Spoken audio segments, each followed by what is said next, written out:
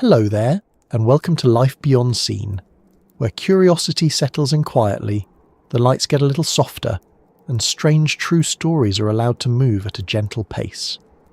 Tonight, we're heading into a part of the American West where the land is wide, dry, beautiful, and not always forgiving. A place where the horizon looks calm from a distance, but the air above it can be complicated. A place of mountain walls, desert basins, military ranges, lonely roads, and small aircraft that sometimes lift into a clear blue sky and are not seen again for years, or in some cases not seen again at all. Tonight's journey is about the Nevada Triangle. Now, if that name makes you think of another famous triangle, the one in the Atlantic with ships, planes, fog, and far too many dramatic documentaries, you're not alone. The comparison is almost unavoidable, but the Nevada Triangle is different. There are no warm ocean currents here, no waves washing over vanished vessels. No tropical storms rolling in from nowhere. Instead, there is rock, heat, wind, altitude, and silence. There are miles and miles of country where a plane can go down and leave almost no sign from the air. There are ridges that catch the wind, valleys that bend it, and weather that can be calm in one place and dangerous just a few miles away. It is the kind of landscape that looks empty until you understand how much is happening inside it, and perhaps that is what makes it so unsettling. Because when people hear that a plane has disappeared, they often imagine something dramatic. A flash of lightning, a final radio call, a strange glow in the clouds, a radar screen going blank at the exact wrong moment while someone in a control room drops a pencil and whispers, "It's gone." But in the Nevada Triangle, many disappearances are quieter than that. A small aircraft takes off. The pilot may be experienced. The weather may not seem especially threatening. The plan may be simple. A short flight, a look around, a route across familiar land. Then the aircraft does not return. A search begins. Planes lift off to look for the missing plane. Helicopters move along slopes and canyons. People study maps. Crews scan satellite images. Families wait beside phones. And the desert says nothing. It is not that the land is hiding things on purpose, of course. Land does not make plans. Mountains do not plot. Wind does not keep a diary of what it has done. But this part of the world can make a very good hiding place without trying. That is the uncomfortable truth. A white wing, a torn fuselage, a burned patch of wreckage, even a whole aircraft broken into pieces can disappear among boulders, trees, gullies, snowfields, and shadows. From above, a crash site can look like nothing more than another rough patch on a rough slope. From a distance, metal can blend with granite. Fabric can burn away. A bright paint colour can be hidden under brush, ash, or winter snow. And if no one knows exactly where to look, the search area can become so large that even the best effort starts to feel like trying to find a dropped coin in an entire state. So, before we go any further, let me ask you something simple. Where are you listening from tonight? Are you somewhere with city lights outside your window? Or somewhere quiet enough to hear the house settle around you? Is the weather calm where you are, or is there wind at the glass? And if you have ever looked out of an airplane window at mountains below, did they seem peaceful to you, or did some small part of your mind notice just how far away the ground really was? It is a strange thing, flying over a desert. From the window seat of an airliner, the land can look almost flat, like a brown and gold map spread beneath the wing. Roads appear as thin lines. Towns look like tiny arrangements of pale squares. Dry lake beds shine like dull mirrors.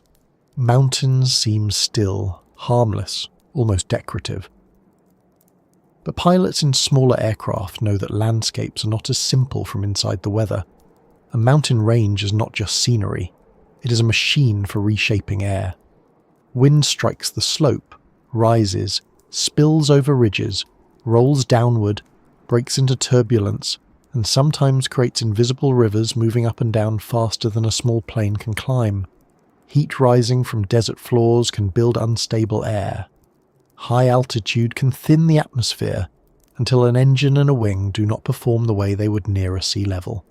A day that looks clear from the ground can still hold problems that do not show themselves until a plane is already among them.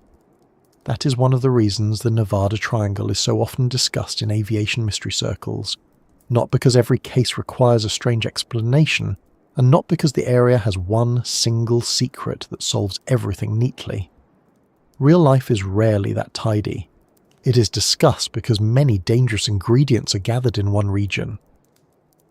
A huge amount of remote terrain, the Sierra Nevada rising sharply along the western edge, desert basins stretching across Nevada, sudden changes in elevation, strong winds, sparse population, limited roads, weather that can shift with altitude, military airspace that adds another layer of complexity, and a long history of aircraft accidents, some found quickly, some found after long searches, some discovered by chance years later, and some still waiting in places where few people ever walk.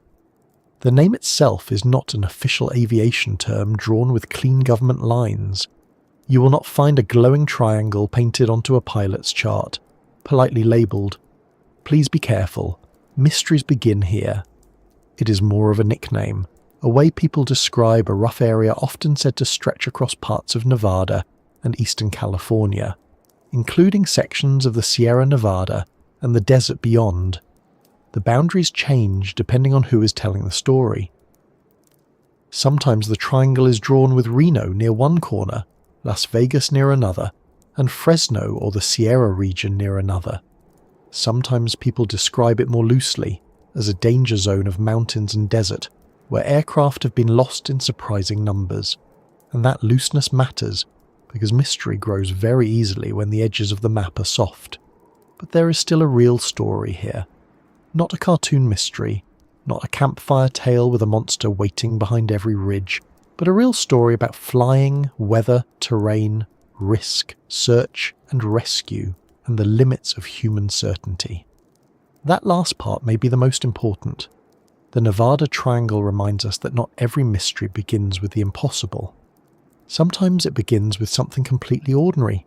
A pilot making a decision, a wind current moving across a ridge, a radio signal not reaching anyone, a search grid being just slightly too far north, a patch of wreckage lying under trees invisible from the air. One ordinary thing after another, lined up in the wrong order. If you are finding this story soothing, interesting, or simply a calm way to let the day loosen its grip a little, I would be very grateful if you gave the video a like and subscribed. It helps this quiet corner of curiosity reach other people who enjoy strange facts, peaceful explanations, and the kind of stories that do not need to shout to stay with you. And as always, I hope this tale is interesting enough to keep your mind gently occupied, but not so gripping that it keeps you awake. Though if you do drift off somewhere between the desert valleys and the mountain winds, that is perfectly alright.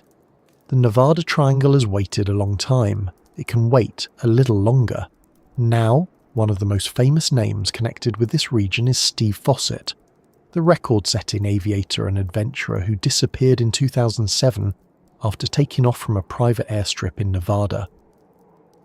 His case brought worldwide attention to this harsh-flying country. Fossett was not a careless beginner who wandered into the sky without experience. He was a skilled pilot, a man known for extraordinary journeys, and that made his disappearance even more troubling. When someone with that background can vanish on what was expected to be a short flight, people pay attention. Search teams covered a massive area. Aircraft scanned the land. Experts studied possible routes. And for more than a year, the case sat in that uncomfortable space between known and unknown. Then, in 2008, a hiker found personal items in the Sierra Nevada, and the wreckage was later located. The official investigation pointed not to a portal, not to a secret weapon, not to a curse, but to mountain flying hazards, downdrafts, high density altitude, and terrain that gave the airplane too little room to recover. That explanation is practical, and in its own way, more frightening than the supernatural version. Because a ghost story can be placed safely on a shelf. A strange legend can be laughed off in daylight. But downdrafts are real. High terrain is real. Thin air is real. A small aircraft's climb performance is real. A ridge that looks reachable until the last minute is real. These things do not care whether a pilot is famous. They do not care how many records someone has set. They simply exist, and flying through them requires constant respect. Still, Fossett's case is only one part of a much wider pattern that people point to when they speak about the Nevada Triangle.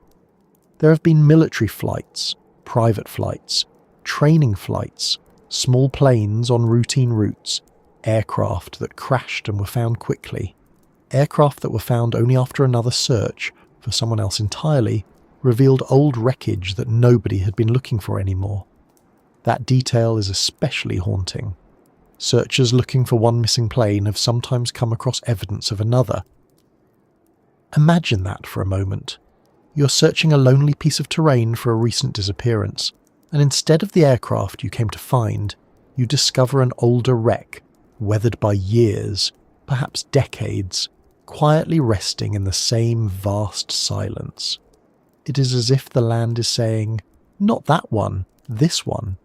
There is a practical reason for that too. The region has seen a lot of flying. Nevada and Eastern California have long been important to aviation, especially military aviation. The weather is often clear. There is wide open space.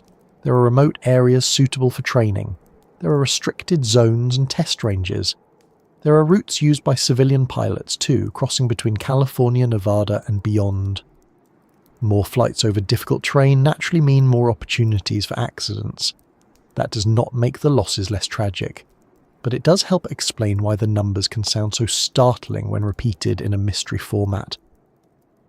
The real question is not simply, why do planes vanish here? It is also, what happens when many aircraft fly over land where a crash may be extremely hard to locate? That question leads us into the shape of the place itself. The Nevada Triangle, as people usually discuss it, is not just desert. That's an easy mistake to make. When many people picture Nevada, they imagine flat open land, dry heat, and perhaps a lonely highway running straight enough to make a driver question their life choices. And yes, there is plenty of open desert. But the region also includes some of the most serious mountain terrain in the United States. The Sierra Nevada is not a small inconvenience on the edge of the map. It is a long, high, rugged range with peaks that climb above 13,000 feet. Its eastern side can rise dramatically from the Owens Valley and surrounding basins, creating exactly the sort of terrain where wind can become complex and aircraft performance can become critical. A pilot flying near mountains has to think in 3 dimensions all the time. Not just where am I on the map, but how high am I compared with the terrain? What is the wind doing over that ridge? What is my aircraft able to do at this density altitude? Where is my escape route if the air begins to sink? And what happens if I turn into a valley that narrows faster than expected? These are not dramatic movie questions. They are ordinary safety questions. But when the answers come too late, ordinary questions can become final ones. Density altitude is one of those aviation phrases that sounds technical enough to make the casual listener reach for a biscuit, but the idea is not too hard to understand. Airplanes need air. The wings use air to create lift. The engine uses air for power. The propeller uses air to pull or push the aircraft along. When the air is thinner because of high elevation, heat or pressure conditions, the airplane behaves as if it is at a higher altitude than the field elevation alone suggests. It may need more runway to take off. It may climb more slowly. It may feel less responsive. In the mountains, where the ground itself is already high and the ridges are higher still, this can become very serious. A plane that climbs well near sea level may struggle near a hot high ridge. Add a downdraft, and the sky can start pushing down faster than the aircraft can climb up. That is not a mystery in the supernatural sense. It is physics being very stern. And then there is the matter of wind.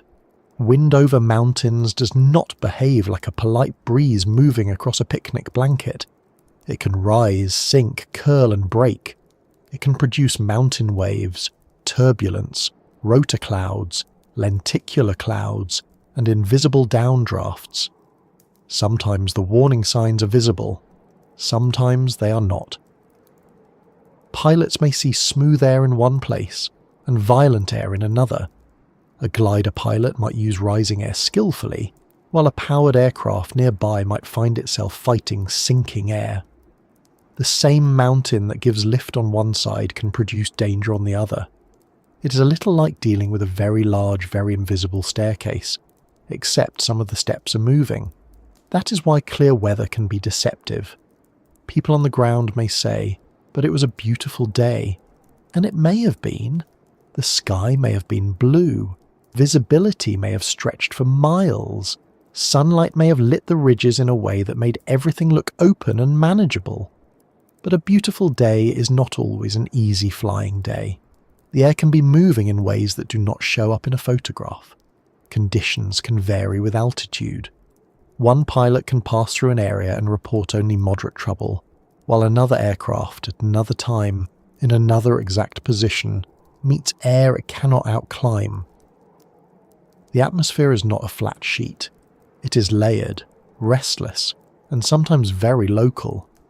This is where the Nevada Triangle becomes less like a single mystery and more like a meeting place for many smaller dangers.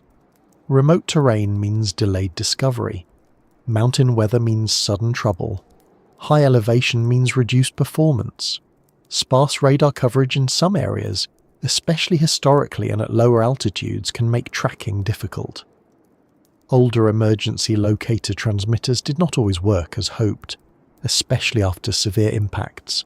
A crash fire can destroy evidence, snow can cover wreckage, animals can scatter remains, time can make metal dull and fabric disappear. A search team may pass near a site and miss it because the angle is wrong, the light is wrong, the trees are too thick, or the wreckage is much smaller than expected. There is also the human side, which is never comfortable to discuss but always important. Pilots make decisions with the information they have at the time. Sometimes they press on when turning back would have been wiser. Sometimes they trust experience in a place where experience is useful but not magical. Sometimes they are surprised by weather. Sometimes they misjudge distance, altitude, or wind. Sometimes the aircraft has a mechanical problem. Sometimes several small problems arrive together, each one manageable alone, but dangerous as a group. Aviation safety often depends on breaking that chain before it becomes too strong. In remote mountain country, the chain can tighten quickly. None of this removes the strange feeling from the stories. In fact, it may deepen it. Because the Nevada Triangle is not frightening only because planes have vanished there. It is frightening because the reasons can be understood, and yet understanding them does not make the place simple. We can explain downdrafts and still respect them. We can explain search difficulty and still feel uneasy about wreckage lying undiscovered for years. We can explain why a signal failed and still imagine the waiting families listening for news that does not come. A mystery does not have to break the laws of nature to be powerful. Sometimes it only has to show us where human control becomes thin.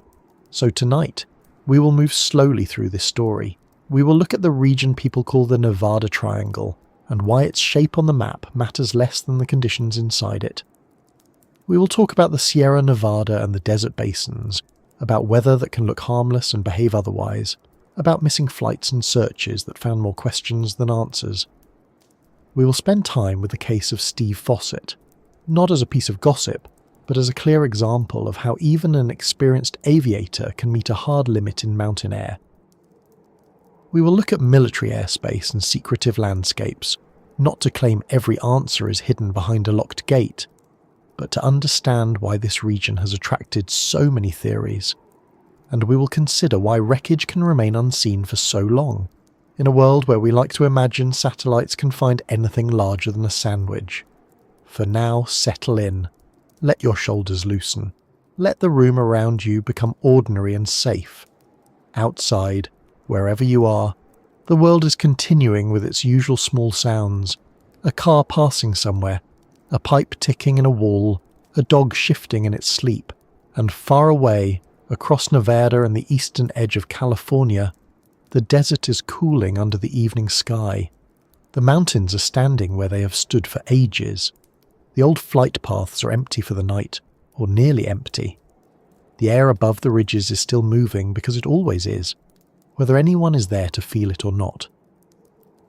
And to understand why this place earned such a troubling name, we should begin not with the disappearances themselves, but with the space that holds them, a wide, uneven stretch of land where maps can make things look simple, and flying through it can prove that they are not. The name Nevada Triangle sounds as if it should appear on an official map somewhere, perhaps marked in red with a stern little warning beside it. But it does not quite work that way. There is no formal aviation boundary where one side is safe and the other side suddenly becomes strange. There is no neat line in the sky where instruments begin to shiver, where engines clear their throats nervously, or where pilots are handed a little printed card saying, "Welcome to the unsettling part." The Nevada Triangle is more of a nickname, a shape people have placed over a difficult region, after looking back at years of disappearances, crashes, delayed searches and unanswered questions. Most descriptions draw it between 3 points: Reno in the northwest, Las Vegas in the southeast, and Fresno to the west in California, with the Sierra Nevada rising through part of that broad area.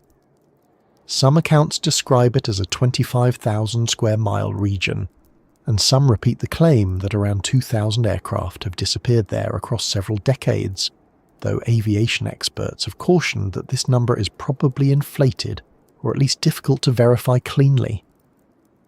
That is important to say early, because a good mystery does not need a number to be stretched until it squeaks.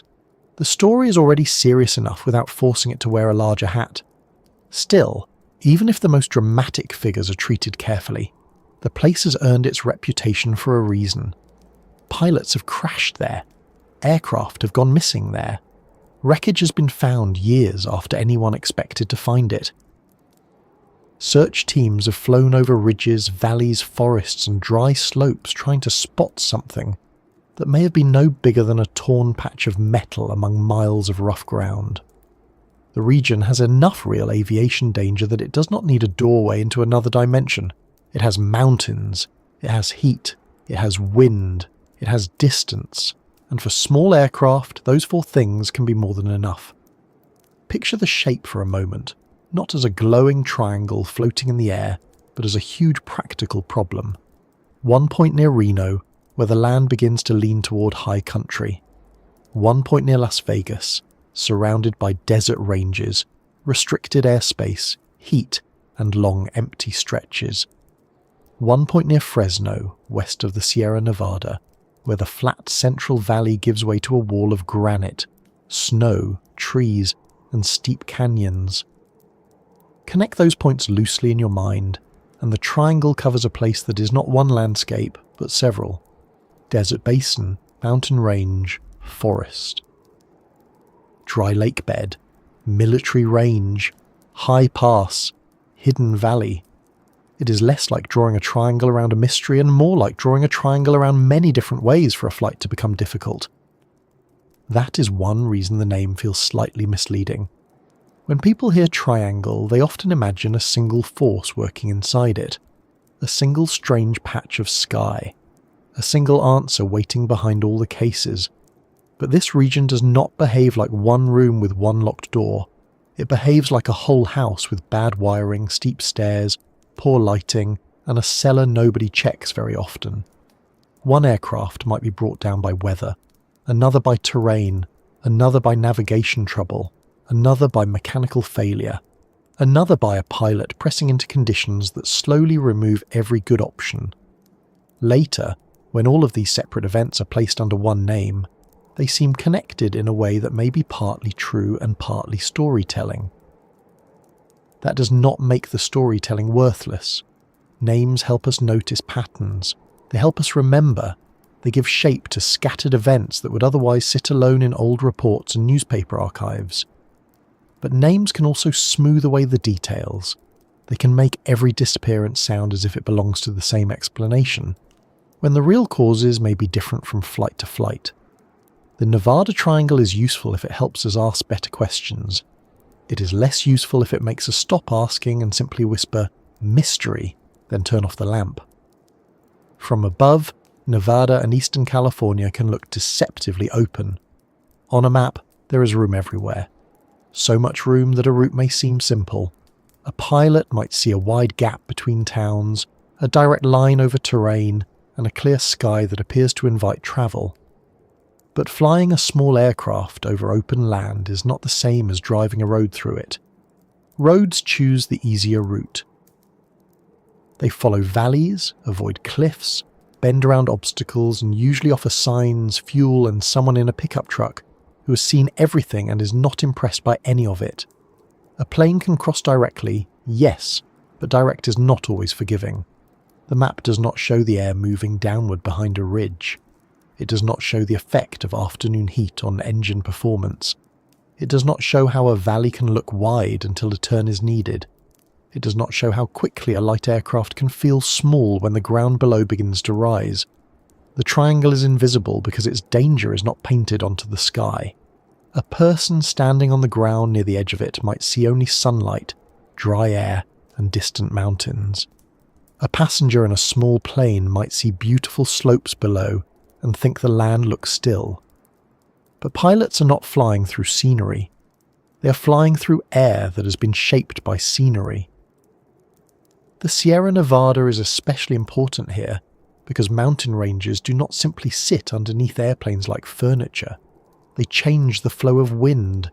They create updrafts, downdrafts, turbulence, mountain waves, and sudden areas where the air may be moving faster than an aircraft can safely handle. The FAA's own mountain flying guidance explains that air density decreases with altitude, and high-density altitude reduces aircraft performance, including horsepower, propeller efficiency, and rate of climb.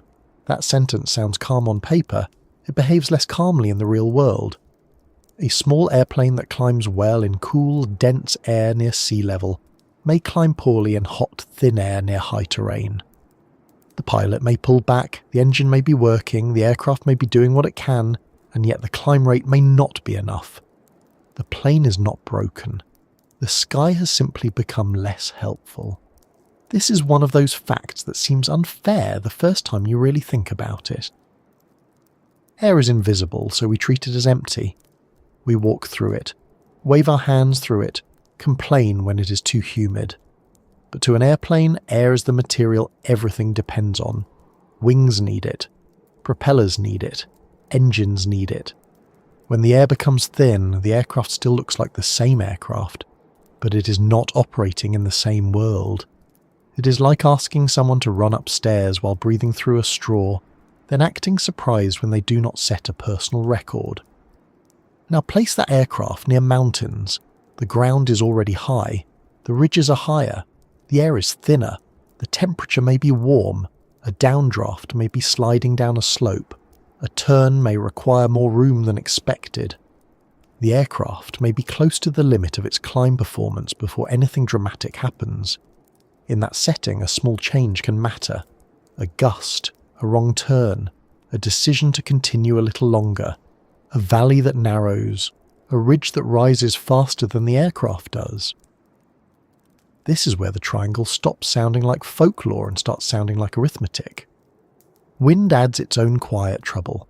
The FAA describes mountain waves as air blowing over a range, creating updrafts and then turbulent downdrafts past the ridge, with a series of updrafts and downdrafts extending downwind. Skybrary, an aviation safety resource, also notes that wind in mountainous terrain can create updrafts, downdrafts and turbulence that may exceed aircraft limits or performance capability. That is a very polite way of saying that the air can start doing things your airplane cannot win an argument with. A downdraft does not need to be monstrous to be dangerous. It only needs to be stronger than the aircraft's ability to climb at that moment.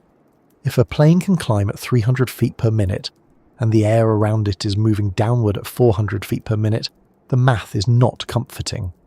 The airplane may be pointed upward. The engine may be producing full power. The pilot may be doing the correct thing, But compared with the mountain, the aircraft is still losing. That is a hard truth, and one that appears in real accident investigations, including the well-known crash of Steve Fossett.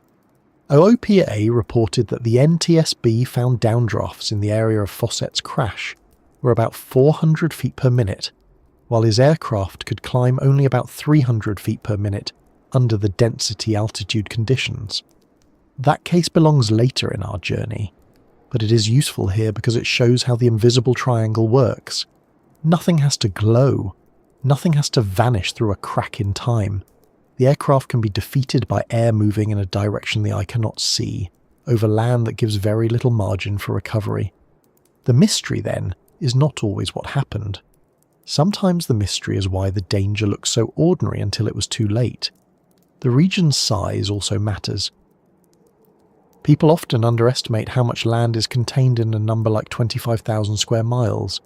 It is easy to say, it fits neatly in a sentence. But on the ground, it is enormous. It includes places where roads are rare, where slopes are steep, where trees hide wreckage from above, where snow can cover a crash site, where summer heat can make a search exhausting, and where a small aircraft can break apart in ways that leave no obvious shape. Search aircraft can pass nearby and see nothing. A helicopter crew can look down at the correct mountain and still miss the sight if the angle is wrong. A glint of metal may appear only at a certain hour of day. A wing can lie under branches. A fuselage can be smashed into pieces that no longer look like a plane. This is another reason the triangle feels invisible. It is not just that the danger cannot be seen before an accident. It is that the evidence can be hard to see afterward. In films, wreckage sits conveniently in a clearing. Smoke rises. A signal flashes. Someone spots the tail number from a heroic distance. Real searches are more frustrating. A crash in mountain country can scatter debris across a slope. Fire can burn away fabric, paint, and identifying marks. Snow can arrive. Animals can disturb remains. Seasons can pass. The crash site becomes part of the landscape, and the landscape is already full of broken shapes. The Las Vegas Review-Journal reported in 2025 that experts see the so-called mystery as explainable through wind and terrain rather than anything supernatural, while also noting that older aircraft technology and the lack of an electronic signal made searches such as the Fossett search especially difficult. This is the less glamorous part of the story, but it may be the most important. Technology has improved. Emergency locator transmitters, satellite tracking, better radar coverage, GPS devices and personal beacons have changed search and rescue. But many older disappearances happened in a different world, one where a missing plane could leave only a rough route, a last known point and a lot of empty country. And even today, technology is not magic. A device has to survive the crash. It has to transmit. The signal has to be received. Someone has to know what they are looking at. Batteries fail. Antennas break. Terrain blocks signals. A pilot may be flying low, beneath radar coverage, or in a place where returns are limited. People like to imagine the modern world as fully watched from above, as if satellites are calmly reading every license plate, every footprint, every misplaced sandwich. But the Earth remains very good at being large. Mountains remain very good at getting in the way. There is also the matter of traffic. A region with more flights will have more accidents than a region with fewer flights, especially if many of those flights involve training, military activity, private aviation, or mountain routes. Nevada and Eastern California have long been used by aircraft for reasons that are easy to understand. The weather can be clear, the spaces are wide, the population is sparse, the military can train away from crowded cities, private pilots can cross between states, visit remote strips, or fly recreational routes through striking scenery. This means the triangle is not just a danger zone. It is also a busy stage for the kinds of flying that sometimes involve greater exposure to terrain and weather. That detail helps explain why some pilots and aviation experts push back against the most mysterious versions of the story. To them, Calling to triangle may place a strange filter over a set of known aviation hazards. One Fresno flight instructor told a local television report that the famous 2000 plane claim was nowhere close, while also acknowledging that the High Sierra creates serious challenges for pilots, especially because aircraft lose power, lift and acceleration capability in thinner air. That is a sober view and a useful one. It reminds us that skepticism is not the enemy of mystery. Sometimes skepticism is how the real mystery becomes clearer, because there is still something deeply unsettling about a place where stories collect. Even when the explanation is weather and terrain, the emotional shape of the story remains. A person takes off, expecting to land. A family expects a phone call. A search begins with urgency, then stretches into days. Reports come in, possible sightings, radar traces, last known positions. A hiker may eventually find a wallet, a piece of clothing, a scrap of metal, or no one finds anything. The official explanation may become probable, not certain. Probable is often the best word investigators can honestly use. It is a responsible word, a careful word. But for the people waiting, probable can feel like a door left slightly open. The invisible triangle is made partly from that uncertainty. It is made from the gap between takeoff and discovery. It is made from the places on a map that are too large to search perfectly. It is made from accidents that are understood and accidents that are only partly understood. It is made from the way humans dislike empty space in a story. When there is no final radio call, no black box, no witness, no neat explanation, the mind starts filling the silence. Maybe the pilot became disoriented. Maybe the engine failed. Maybe there was turbulence. Maybe there was a military encounter. Maybe there was something stranger. The less evidence there is, the more room imagination has to stretch its legs, and this region gives imagination plenty of room.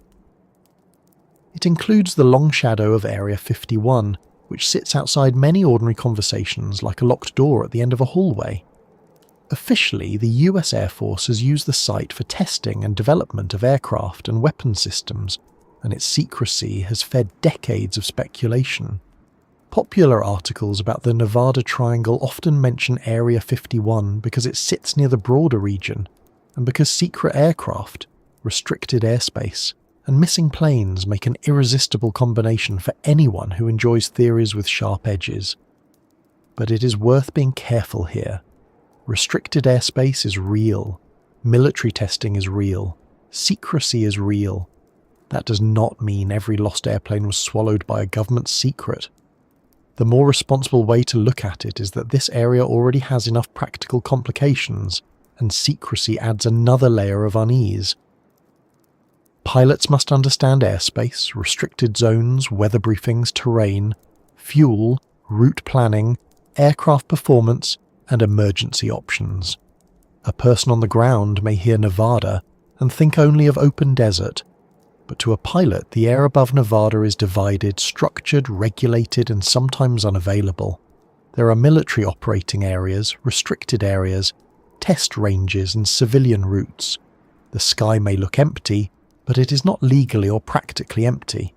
It has invisible walls, invisible procedures, and invisible risks. In that sense, the Nevada Triangle is not only invisible because it is a nickname. Much of aviation itself is invisible to people who do not fly. The air has rules. The air has traffic. The air has boundaries. The air has weather that cannot be seen from the couch, which is probably where weather is at its most agreeable. This invisible structure can make the region feel stranger from the outside. A pilot may take a route for a practical reason that a non-pilot would not understand. A search may focus on one area because of radar, winds, fuel limits, and aircraft performance calculations. A crash may occur far from the straight line someone expected, because pilots do not always fly straight lines, especially near mountains or restricted airspace. When the public looks at a map afterward, the disappearance can seem baffling. Why there? Why not along the obvious path? Why so far from where people looked first? But aircraft move through three-dimensional problems, not simple lines on paper. And then there is the weather between Reno, Fresno and Las Vegas, which is not one thing. It can be calm in the basin, rough near the ridge, hot near the desert floor, cold at altitude, clear in one valley, and building cloud over another. Mountain terrain can produce localized conditions that are difficult to generalize. The Sierra Nevada can block, lift, and redirect air. Desert heating can create unstable currents. Strong winds aloft can pass over ridges and create waves. A pilot can depart in conditions that seem reasonable and still meet a very different sky along the route. This is why experienced mountain pilots speak with such respect for the terrain. They do not treat mountains as scenic bumps. They treat them as active participants in the flight. They plan crossing angles. They leave escape routes. They avoid flying into narrowing valleys without room to turn. They watch wind direction and speed. They understand that being above a ridge is not the same as being safely above it if the air is moving downward. They know that altitude is not just a number on an instrument. It is stored possibility. It gives time to think, room to turn, and space to recover. Without enough of it, decisions become smaller and faster. For a sleep story, that may sound a little too serious, but there is comfort in understanding. A mystery becomes less like a dark room when we can name the furniture. The Nevada Triangle is not a curse drawn above the desert.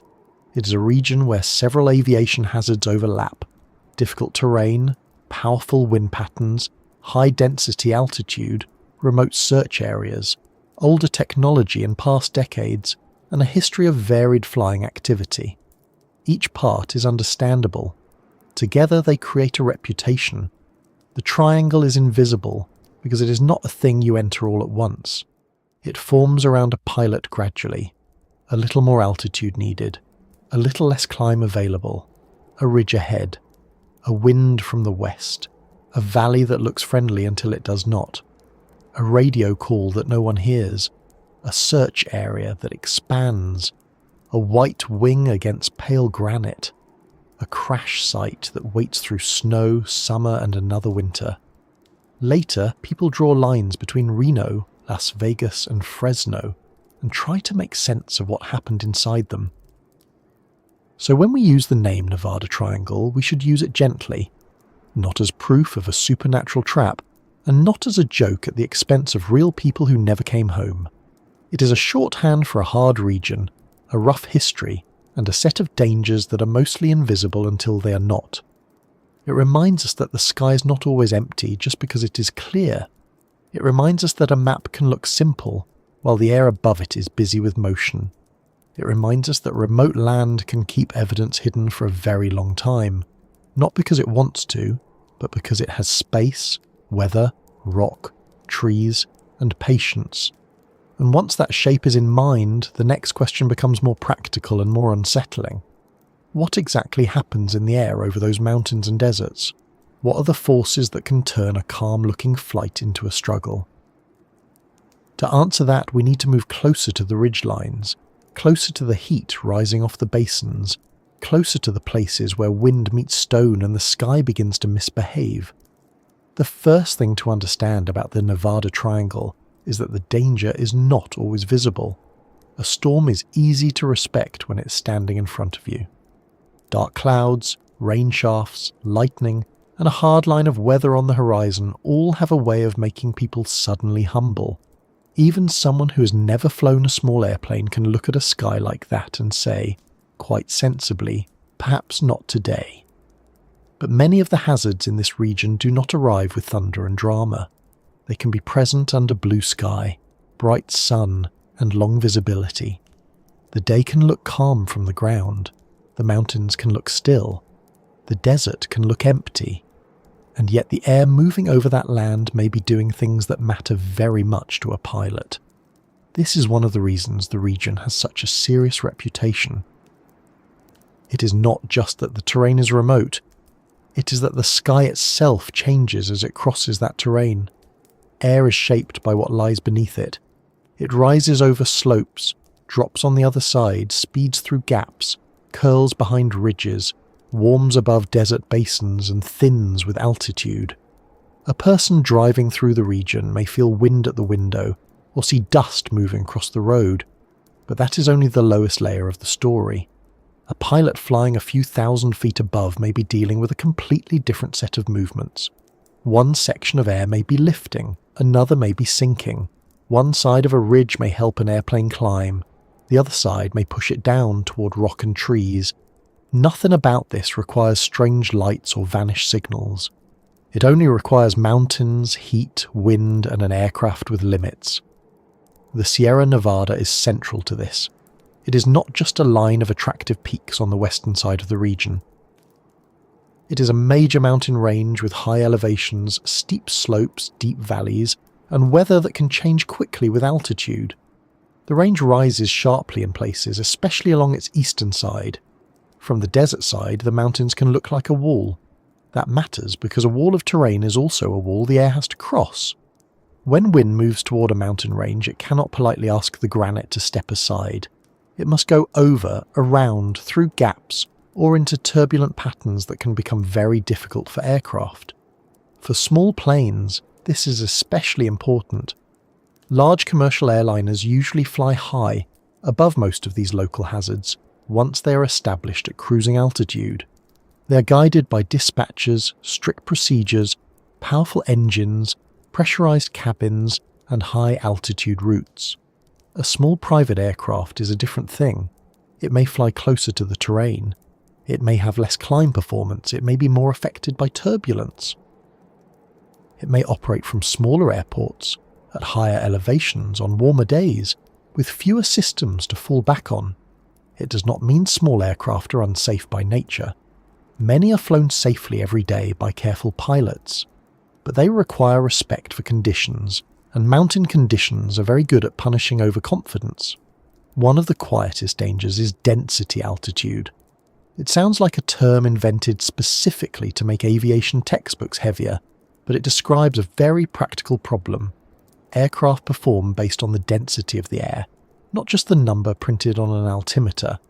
As altitude increases, the air becomes thinner. As temperature rises, the air also becomes thinner. Humidity can add to the effect as well. When pilots say density altitude is high, they mean the airplane is performing as if it is at a higher altitude than the actual elevation might suggest. The FAA explains that high density altitude refers to thin air and affects aircraft performance, because air density changes with altitude, temperature, and humidity. That becomes very important in a place where desert heat and mountain elevation are found close together. Imagine a small airplane taking off from a high elevation airport on a hot afternoon.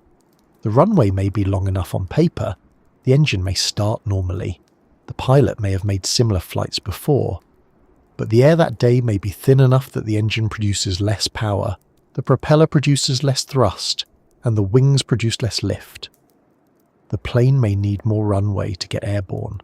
Once airborne, it may climb slowly. If the route then leads toward rising terrain, the aircraft may be trying to gain altitude at exactly the time when it has the least performance to spare. This is where a flight can become uncomfortable without any one dramatic failure. The engine has not quit. The wings have not broken. The pilot has not necessarily made a reckless decision, but the airplane is climbing at a lower rate than expected. The ridge ahead is not getting lower. The valley is not opening. The air is not getting cooler quickly enough. Each fact by itself may be manageable. Together they can begin to reduce the choices available. Pilots are trained to calculate performance, to check weather, to consider weight, temperature, field elevation, winds, and routes. But mountain flying adds pressure because the terrain is always present. Near flat land, a slow climb may be inconvenient. Near mountains, a slow climb can become urgent. A pilot may need to turn away from rising terrain, but a narrow valley may not offer enough room. A pilot may want to climb higher before crossing a ridge, but downdrafts may take away that climb. A pilot may try to follow a pass, but winds can behave differently in and near passes than they do over open country. The land does not have to be hostile. It only has to be unforgiving. Wind over mountains deserves its own careful attention. In simple terms, wind does not flow smoothly over a mountain range like water over a smooth stone. Sometimes it can, but often it becomes disturbed. When strong wind crosses a ridge, it may rise on the windward side and sink on the leeward side. It may form waves downwind of the range, with alternating zones of rising and sinking air. Beneath those waves, turbulent rotating air known as rotors can form. The FAA warns that mountain waves can create strong updrafts and downdrafts downwind of ridges, and that downdrafts in even moderate mountain waves can exceed 1,000 feet per minute, which may make ridge crossing difficult or impossible for some aircraft. That number is worth sitting with for a moment. A downdraft of more than 1,000 feet per minute is not just a bumpy ride. For many small aircraft, it can be stronger than the airplane's ability to climb. A pilot can add power, raise the nose carefully and do the right things, yet the aircraft may still lose altitude relative to the ground. This is not because the plane has suddenly forgotten how to fly. It is because the entire mass of air it is flying in is moving downward. An airplane flies inside the air, not outside it. If the air goes down faster than the airplane can climb within it, the mountain gets closer. This is one of the most important ideas in understanding accidents in regions like this. People often imagine flight as if an airplane is moving through empty space with the ground below. But an airplane is moving inside a moving atmosphere. It is more like a small boat in water than a car on a road. If the water itself is flowing toward rocks, the boat's engine must overcome both its own direction and the movement of the current. If it cannot, the rocks win.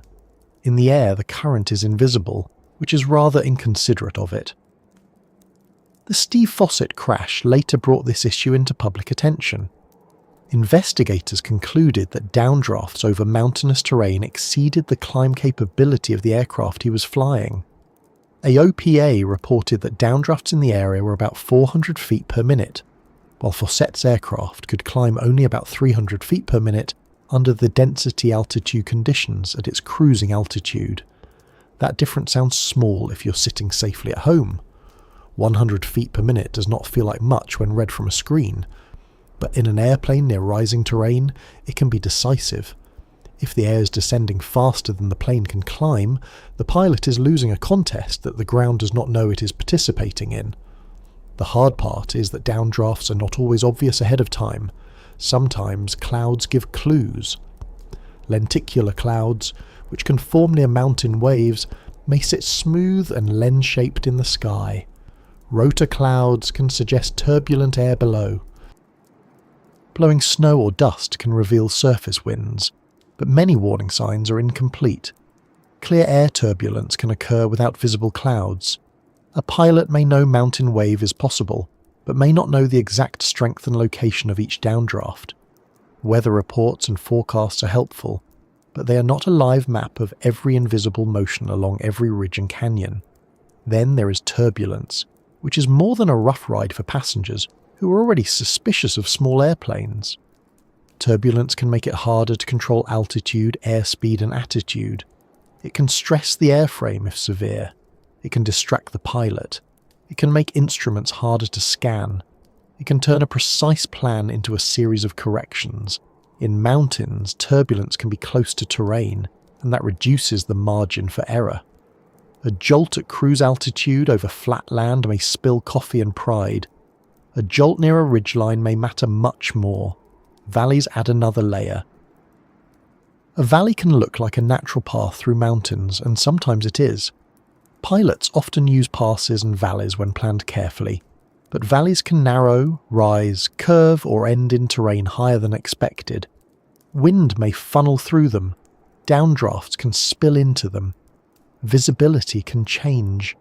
A pilot who enters a valley without enough altitude or room to turn may find that the space ahead is closing. Turning a small aircraft around in a confined valley is not like turning a bicycle in a driveway. It requires room, airspeed, bank angle, and judgment.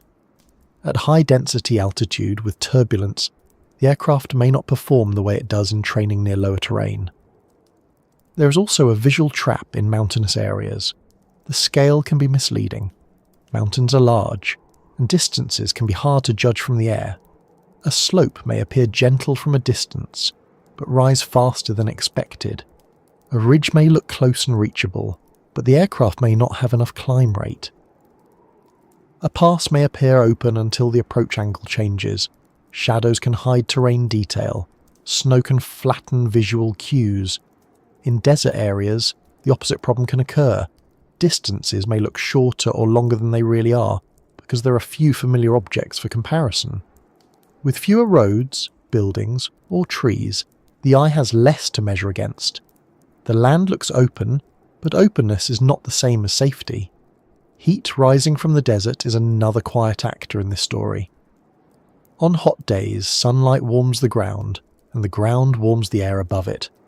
Warm air rises, cooler air sinks, and the atmosphere can become unsettled.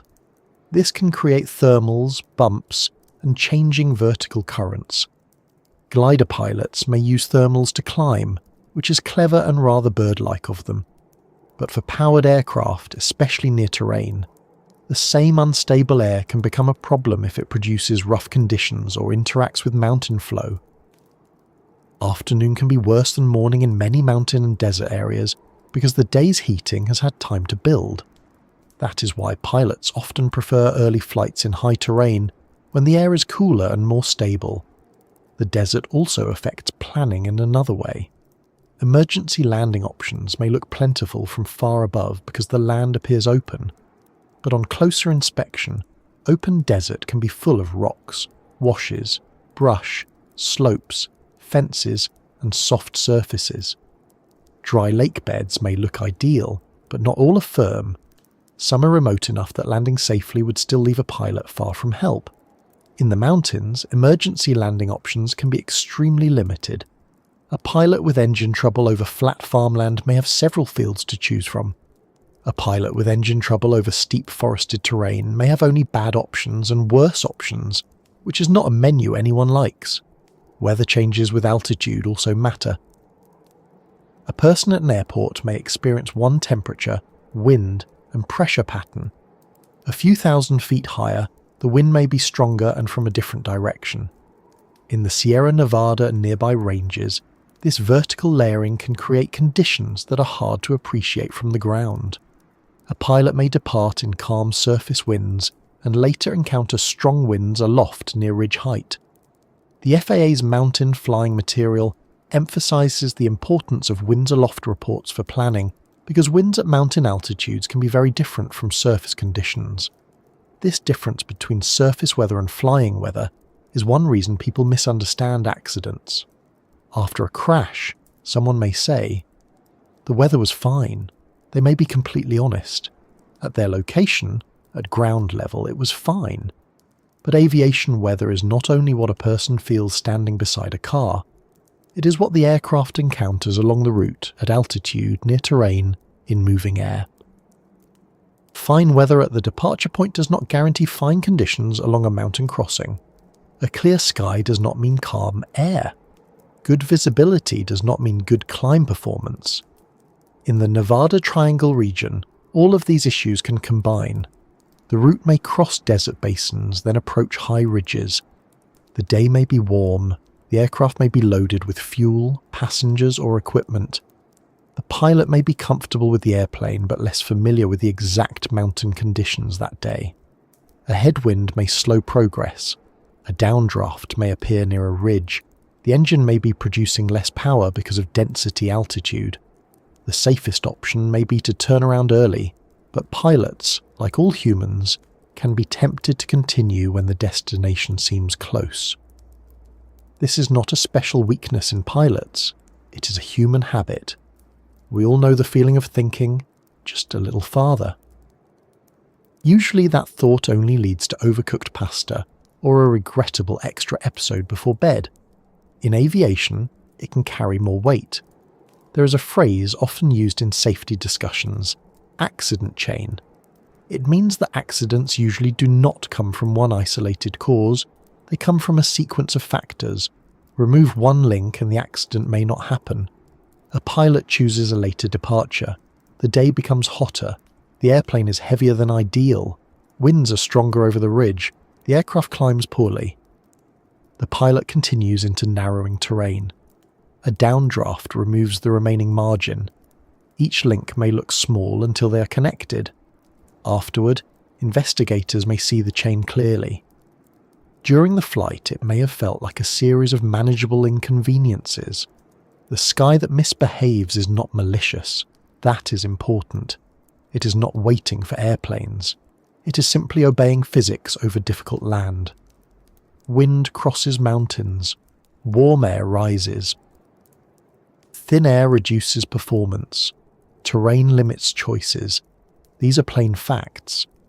But plain facts can still produce frightening outcomes.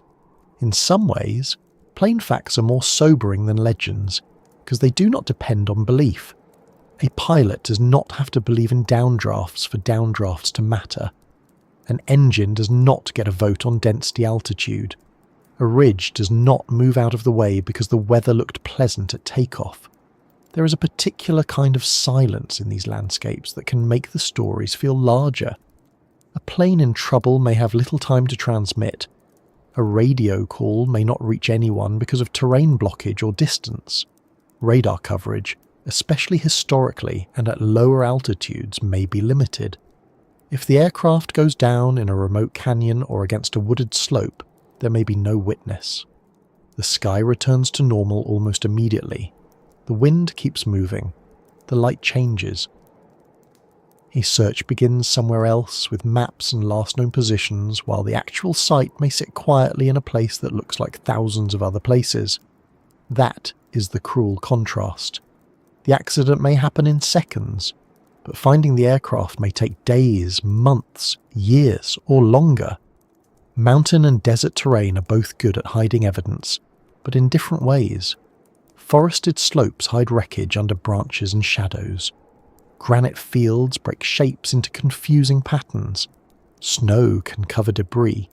Desert colours can make metal less visible than expected. Heat and distance make ground searches hard. A crash fire can remove bright surfaces that might have helped searchers. Even when crews fly close, the angle of view may be wrong. A wing lying flat under trees may not reflect sunlight. A fuselage against rock may look like rock. A tail section can be separated from the rest of the aircraft and missed. Search is not one act of looking, it is a battle against scale. For the people who fly this country carefully, the solution is not fear, it is preparation. Mountain pilots study winds, routes, performance charts, escape paths, and weather timing. They plan crossings with altitude to spare. They avoid being trapped in valleys. They respect afternoon heat. They understand that turning back is not failure. They know that the best pilots are not the ones who force the airplane through every condition, but the ones who recognise when the conditions are not worth arguing with. There is a calm wisdom in that. A safe flight often depends on decisions made before anything goes wrong. That wisdom is easy to admire from the ground, and sometimes difficult to practice in the air. The sky can invite confidence. Clear visibility makes the destination seem near. Familiar aircraft sounds can make everything feel normal. The mind likes completion. It likes reaching the planned airport, finishing the route, keeping the schedule. But the mountains do not know about schedules. The heat does not know about plans. Wind does not care that someone is expected for dinner. This is perhaps the simplest and most serious lesson in the region. Nature is not dramatic, it is indifferent, and indifference is enough. When people talk about the Nevada Triangle, they may start with vanished planes, strange maps, and the uneasy romance of a forbidden region. But underneath the name is a set of real flying hazards that have been known for a long time. The more we understand them, the less we need to rely on fantasy. The sky above Nevada and the Sierra is not empty space. It is a moving environment. It has currents, layers, waves, and traps. It can look peaceful and still be difficult. It can allow thousands of safe flights and still punish one unlucky chain of decisions and conditions. It can be beautiful and it can be severe, sometimes on the same afternoon. So when an aircraft disappears in this region, the question is rarely as simple as, what strange force took it? A better question may be, what did the aircraft meet? Did it meet thin air on a hot day? Did it meet a downdraft stronger than its climb? Did it meet turbulence in a pass? Did it meet a ridge with too little room to turn? Did it meet mechanical trouble over land with no good place to land? Did it meet several of these at once, each one arriving quietly until the situation became too tight? Those questions do not remove the sadness from the stories. They do not make the missing less missed, but they give the landscape a clearer shape. They show us why this region can create accidents that seem mysterious afterward. A plane may vanish not because the sky swallowed it in some impossible way, but because the sky and land worked together in very ordinary, very powerful ways, and then left so little evidence that the world had to search for the answer, one ridge, one canyon, one pale slope at a time. And from those conditions, from those invisible movements of air and those hard lines of terrain, we can begin to understand why some flights did not simply crash and get found. Some slipped out of contact, out of sight, and into long searches where even the starting point was uncertain. That is where the stories become more personal, because every missing aircraft becomes more than a point on a map. It becomes a route someone expected to finish, a voice someone expected to hear again, and a signal that never came through clearly enough. A lost flight rarely begins as a lost flight. It begins as a normal departure, with a checklist, a runway, a bit of engine noise, and a destination that seems perfectly reachable. The pilot may have flown the route before, the weather may look acceptable, the aircraft may sound healthy. Someone may be expecting a call in an hour or two, or a landing before lunch, or a simple message saying, "I'm back." There is nothing unusual about the first few minutes. The wheels leave the ground, the aircraft climbs, the runway falls behind, the land opens out below, dry and wide with ridges and valleys arranged in the afternoon light. Then, at some point, the ordinary story stops producing information. That is one of the most difficult things about aviation disappearances. A crash is terrible, but a disappearance has its own kind of cruelty because it removes the basic comfort of knowing where to look. A plane can leave on time, pass over familiar ground, and then simply fall out of contact. Not always with drama. Not always with a final radio call. Not always with a distress signal. Sometimes the silence arrives all at once, and everyone on the ground has to begin working backward from what they do know, which is usually less than they want. This is where the Nevada Triangle becomes more than rough weather and difficult terrain. It becomes a problem of communication, tracking, search planning, and uncertainty. The aircraft may be somewhere in a huge area. The pilot may not have filed a flight plan because for some local or recreational flights, that may not be required. The pilot may have told someone a general idea of where they were going, but around the lake, over toward the pass, or just out for a short flight can become painfully vague once the airplane is overdue. A search team does not search a feeling. It searches coordinates, routes, radar information, possible fuel range, witness reports, and signals. If those are missing or incomplete, the search area begins to spread like a stain on a map. Radio silence can happen for several reasons. Sometimes the aircraft is flying too low for a signal to reach a receiver. Sometimes mountains block the transmission. Sometimes the pilot is too busy with an emergency to speak. Sometimes the crash happens quickly. Sometimes the radio equipment fails or is damaged. Sometimes no one is listening on the exact frequency at the exact moment. And sometimes there is no call because the pilot does not yet believe the situation is an emergency. That last possibility is uncomfortable, but real. Trouble in flight does not always announce itself with a sign that says, "This is now the important part." It can begin as a small concern, a little less climb than expected, a change in wind, a valley not opening the way it seemed it would, an engine running rough, a decision to turn that comes a minute later than it should. In a flat populated region, even a sudden loss of contact might still leave many clues. Radar coverage may be better, Roads may be nearby. Witnesses may see or hear something.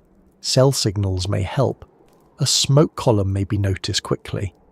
But over remote desert and mountain country, a plane can be alone in a very practical sense. It may be out of sight from roads. It may be below ridgelines. It may be in terrain where sound does not travel far, or where nobody is close enough to hear it. Even if someone does hear an engine change or a distant impact, they may not know where it came from. In wide country, sound can be misleading. It bounces, fades, and seems to come from one place when it came from another, which is very unhelpful behaviour for something already invisible. Then there is radar. Many people imagine radar as a complete net stretched across the sky, catching every aircraft position perfectly. It is not quite that simple, especially for small planes flying low over rugged terrain. Radar signals can be blocked by mountains. Coverage can vary. Older searches did not always have the benefit of today's tracking tools. A small aircraft without active tracking, flying below certain coverage areas, may leave only partial information. Air traffic controllers may not be talking to the pilot if the flight is operating under visual flight rules in an area where communication is not required. This does not mean the aircraft is doing anything wrong.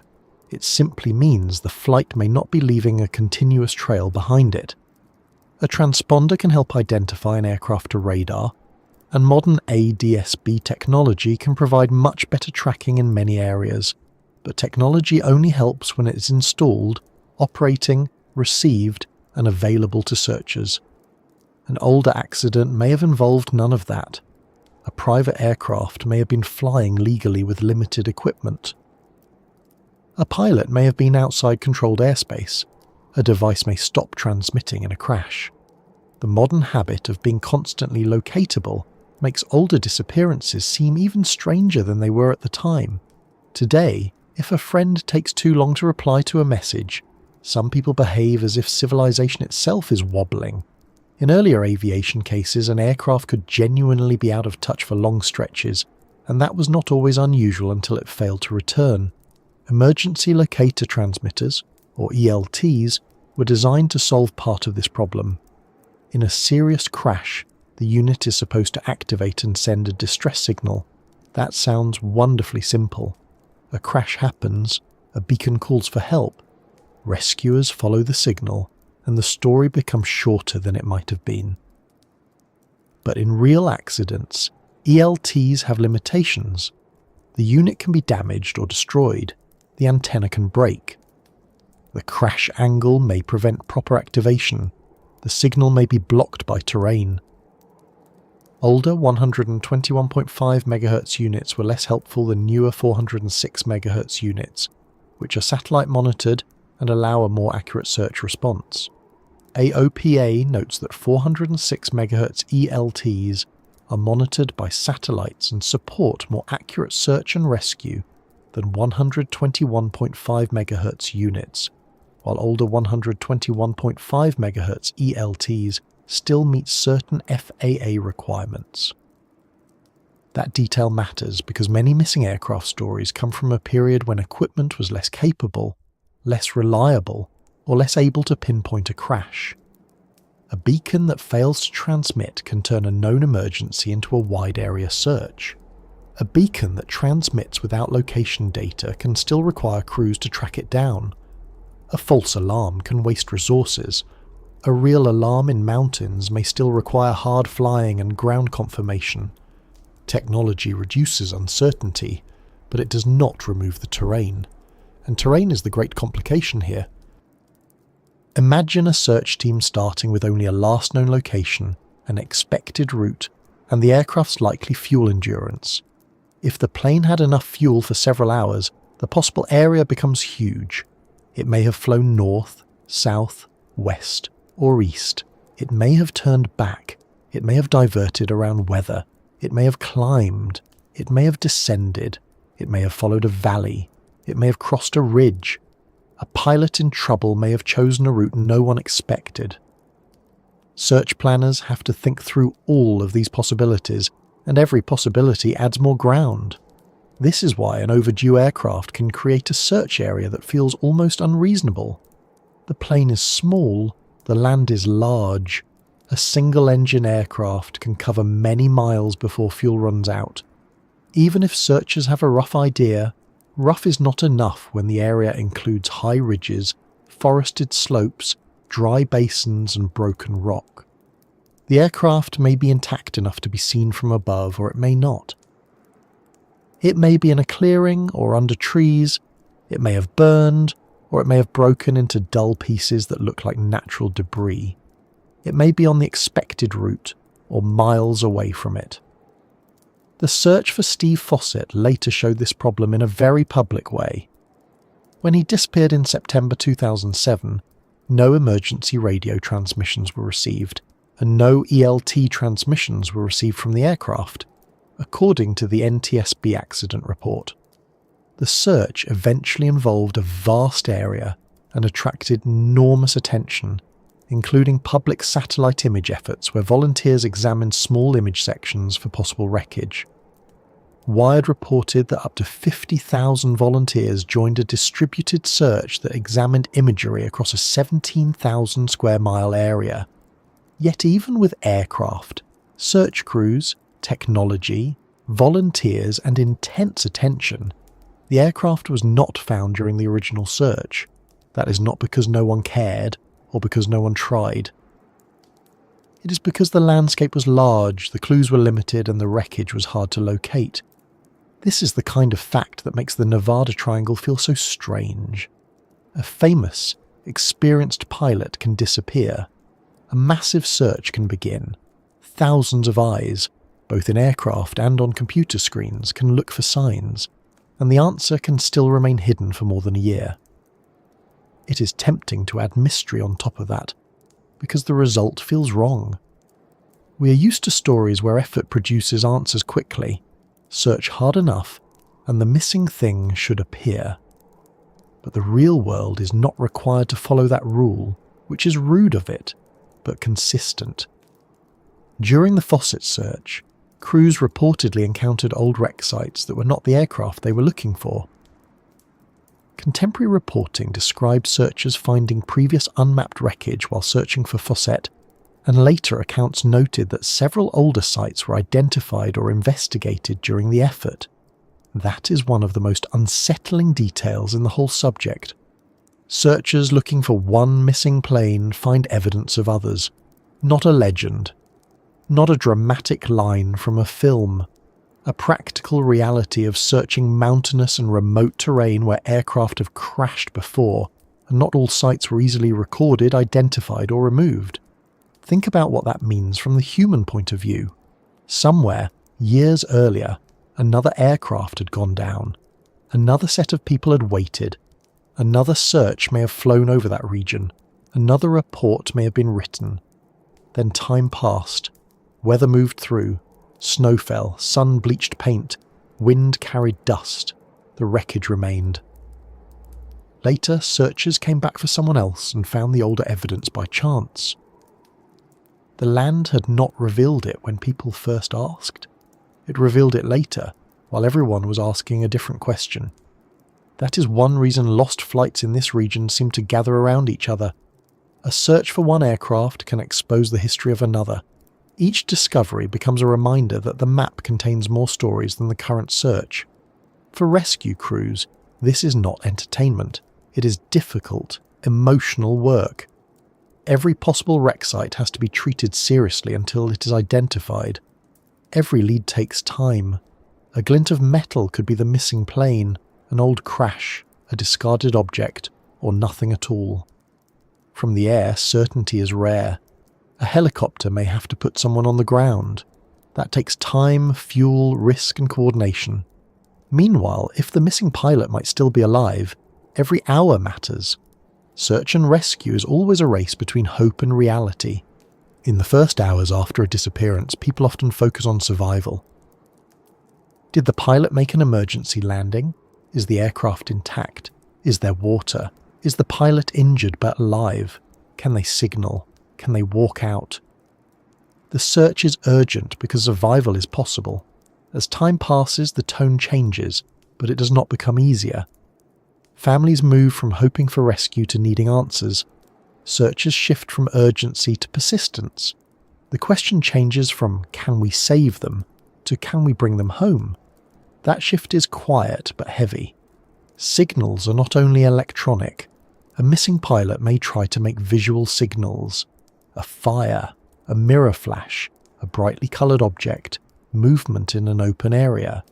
But after a severe crash, none of that may be possible. If the pilot survives but is injured, they may be unable to reach open ground. If the aircraft crashes in trees or rocks, the wreckage may not be visible from above. If snow falls, signs may disappear. If the area is hot and dry, dehydration becomes a serious danger. If it is cold, exposure can do the same. The region can be harsh in both directions, depending on elevation, season, and time of day. Desert heat and mountain cold are not opposites here. They are neighbours. False leads are another part of the process. Searchers may receive reports from people who heard something, saw something, dreamed something, or found an odd shape in a satellite image. Most people want to help. Some are mistaken. Some are overconfident. Some may be drawn by the fame of a case. In large searches, the number of tips can become overwhelming. Each one has to be considered enough to decide whether it matters. That can drain time and attention. A bright spot on an image may be a rock. A white shape may be an old vehicle. A line in the brush may be a dry wash. From above, the world is full of objects that almost look like other objects. This is why search crews need both technology and judgment. A computer can flag something unusual, but unusual is not the same as relevant. The Nevada landscape is particularly good at producing confusion. Dry lake beds can reflect light. Granite can shine. Old mining debris may look mechanical. Ranch equipment, abandoned vehicles, scrap metal, and previous wreckage can all create possible targets. Forested slopes hide things. Open desert tricks the eye with distance. Shadows change through the day, making a shape visible at 1 hour and invisible the next. A search aircraft flying one grid line may miss what another aircraft sees from a different angle. Even the colour of an aircraft matters. A white plane against snow is not helpful. A blue and white aircraft against pale rock and sky is not ideal. A burned aircraft may lose the very colours people are trying to find. When no signal is received, search planners rely on probability.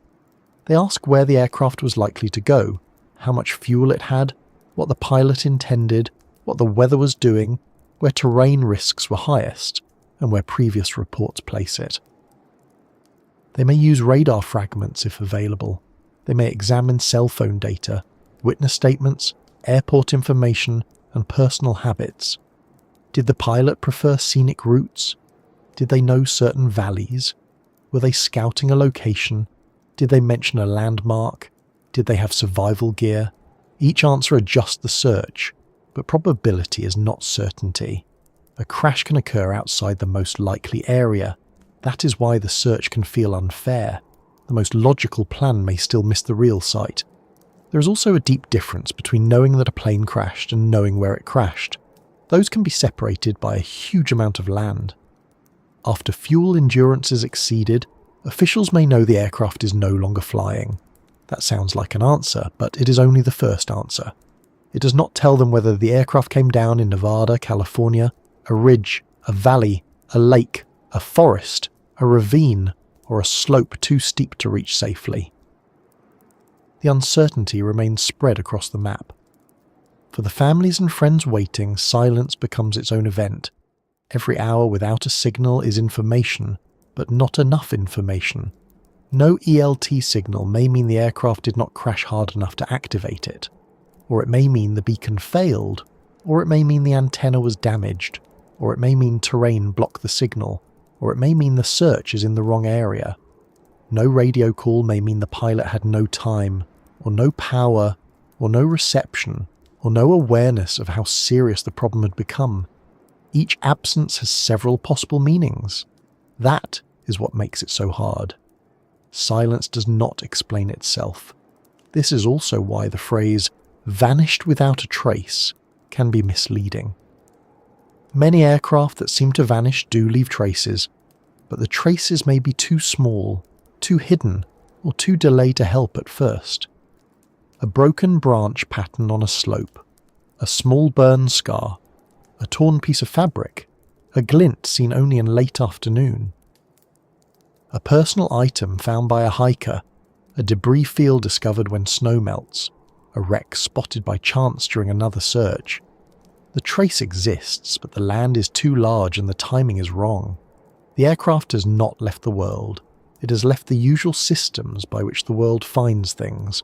The older the case, the harder it becomes. Records may be incomplete, witness memories fade, terrain changes, wreckage deteriorates, search technology changes, but old information may not be precise enough to use with new tools. A last known point from decades ago may cover an area so wide that even modern imagery cannot solve it easily. Some crash sites may be found only by hikers, hunters, climbers, or pilots who notice something strange from a new angle.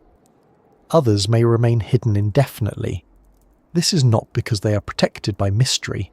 It is because a small aircraft can become very small after impact, and the American West is very large. There is a strange comfort, though, in understanding the mechanics of disappearance. Not a cheerful comfort exactly, but a steady one. The lost flights are not always lost because the universe has become irrational. They are lost because systems have limits. Radios have range. Beacons can fail. Radar can be blocked. Searchers can miss things. Terrain can hide evidence. Weather can erase signs. Humans can make reasonable plans with incomplete information. When those limits line up, a plane can disappear from the practical world even while it lies somewhere quite real.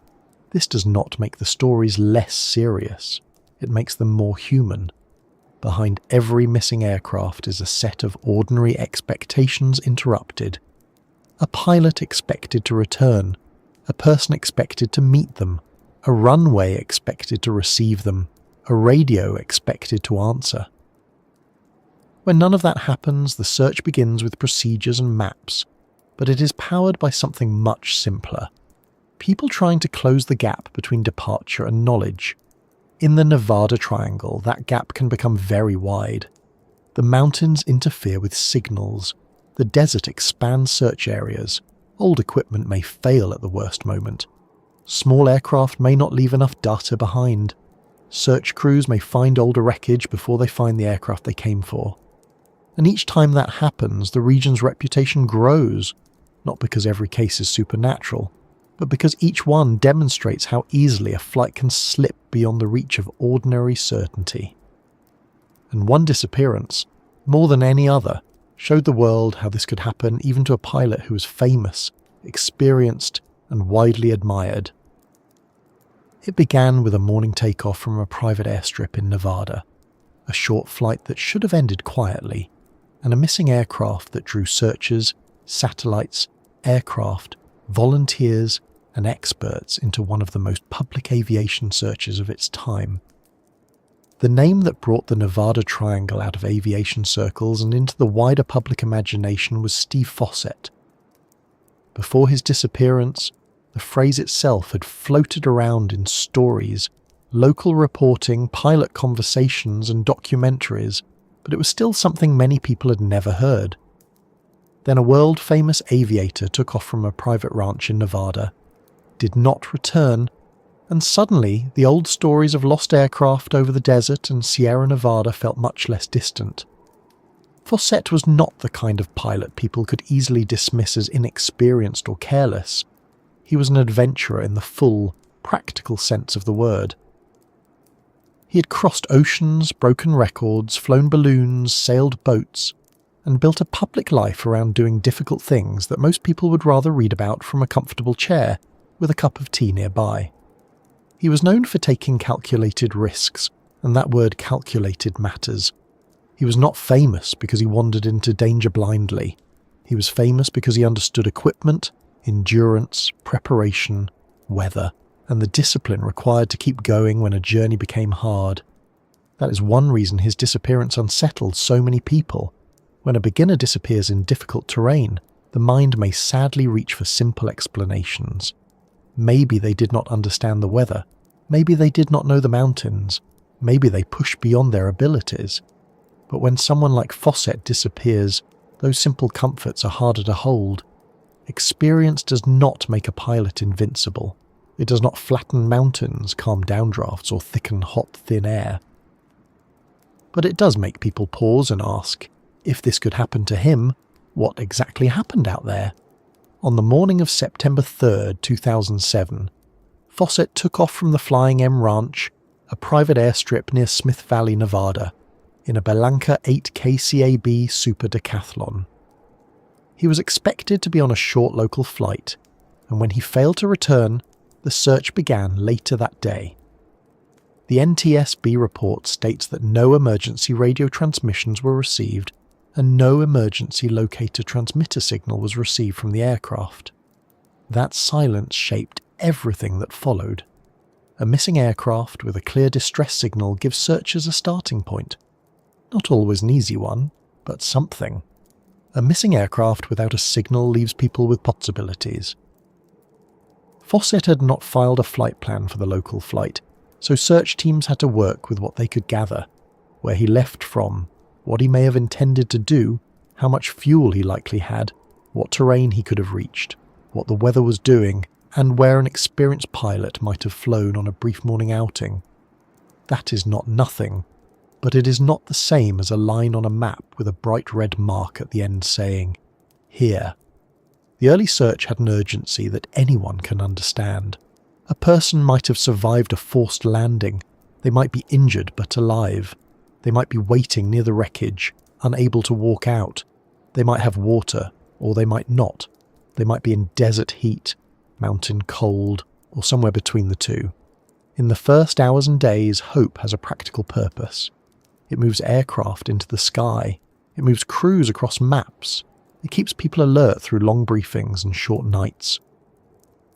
It says keep looking because a life may still be reachable. But the search area was enormous. A small aircraft with several hours of fuel can cover a large distance, especially if no one knows its exact route. The region around the Flying M Ranch opens into a wide and complicated landscape.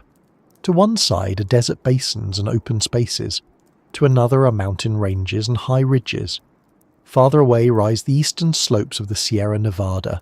A pilot could fly a casual loop and still cross terrain that would make rescue difficult.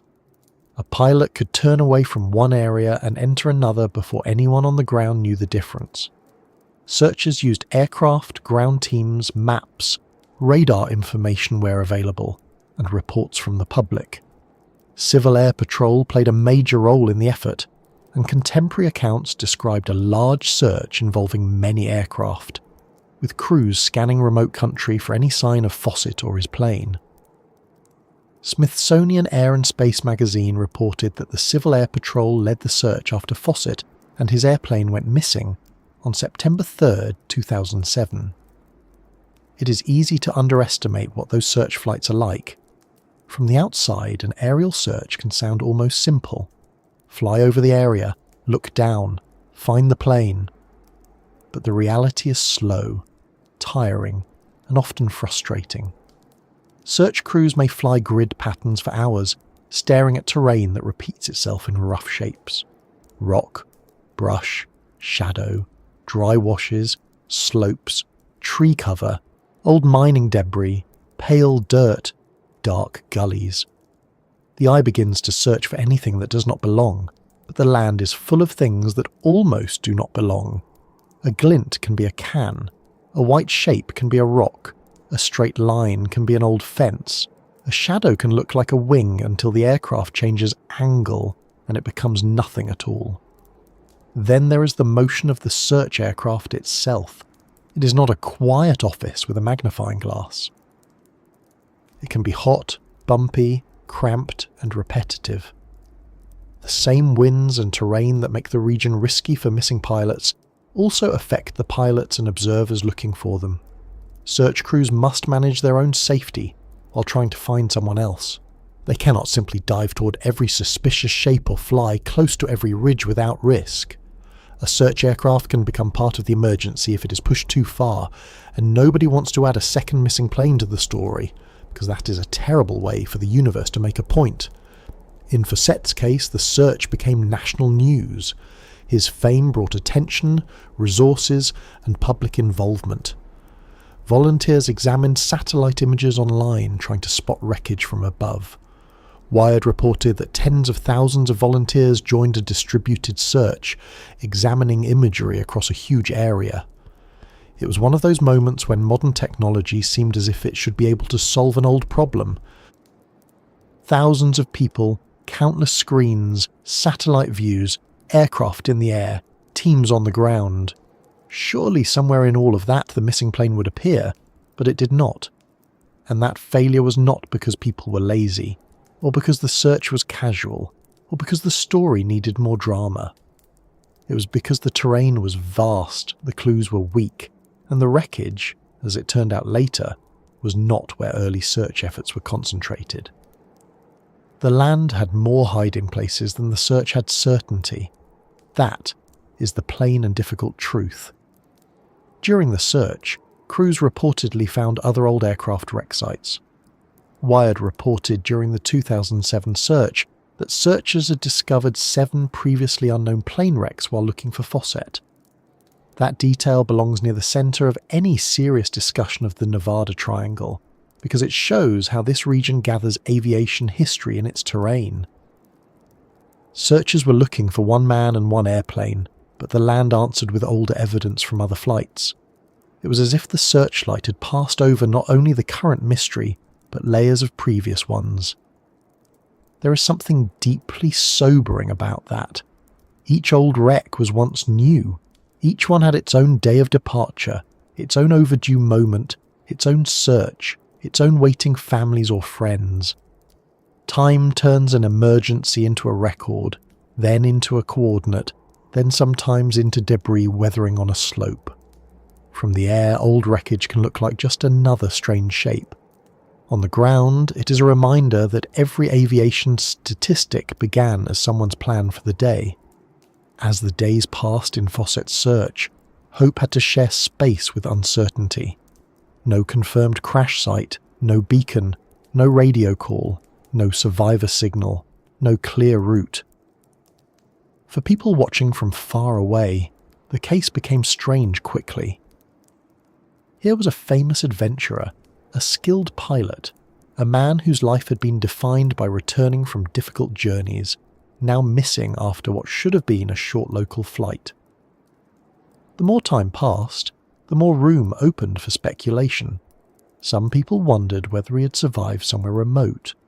Others wondered whether the aircraft had gone into a lake or canyon. Some drifted toward more elaborate theories, because in any famous disappearance, imagination arrives wearing very confident shoes. But investigators and searchers had to stay with the practical facts. An aircraft was missing. The pilot was missing. The region was huge.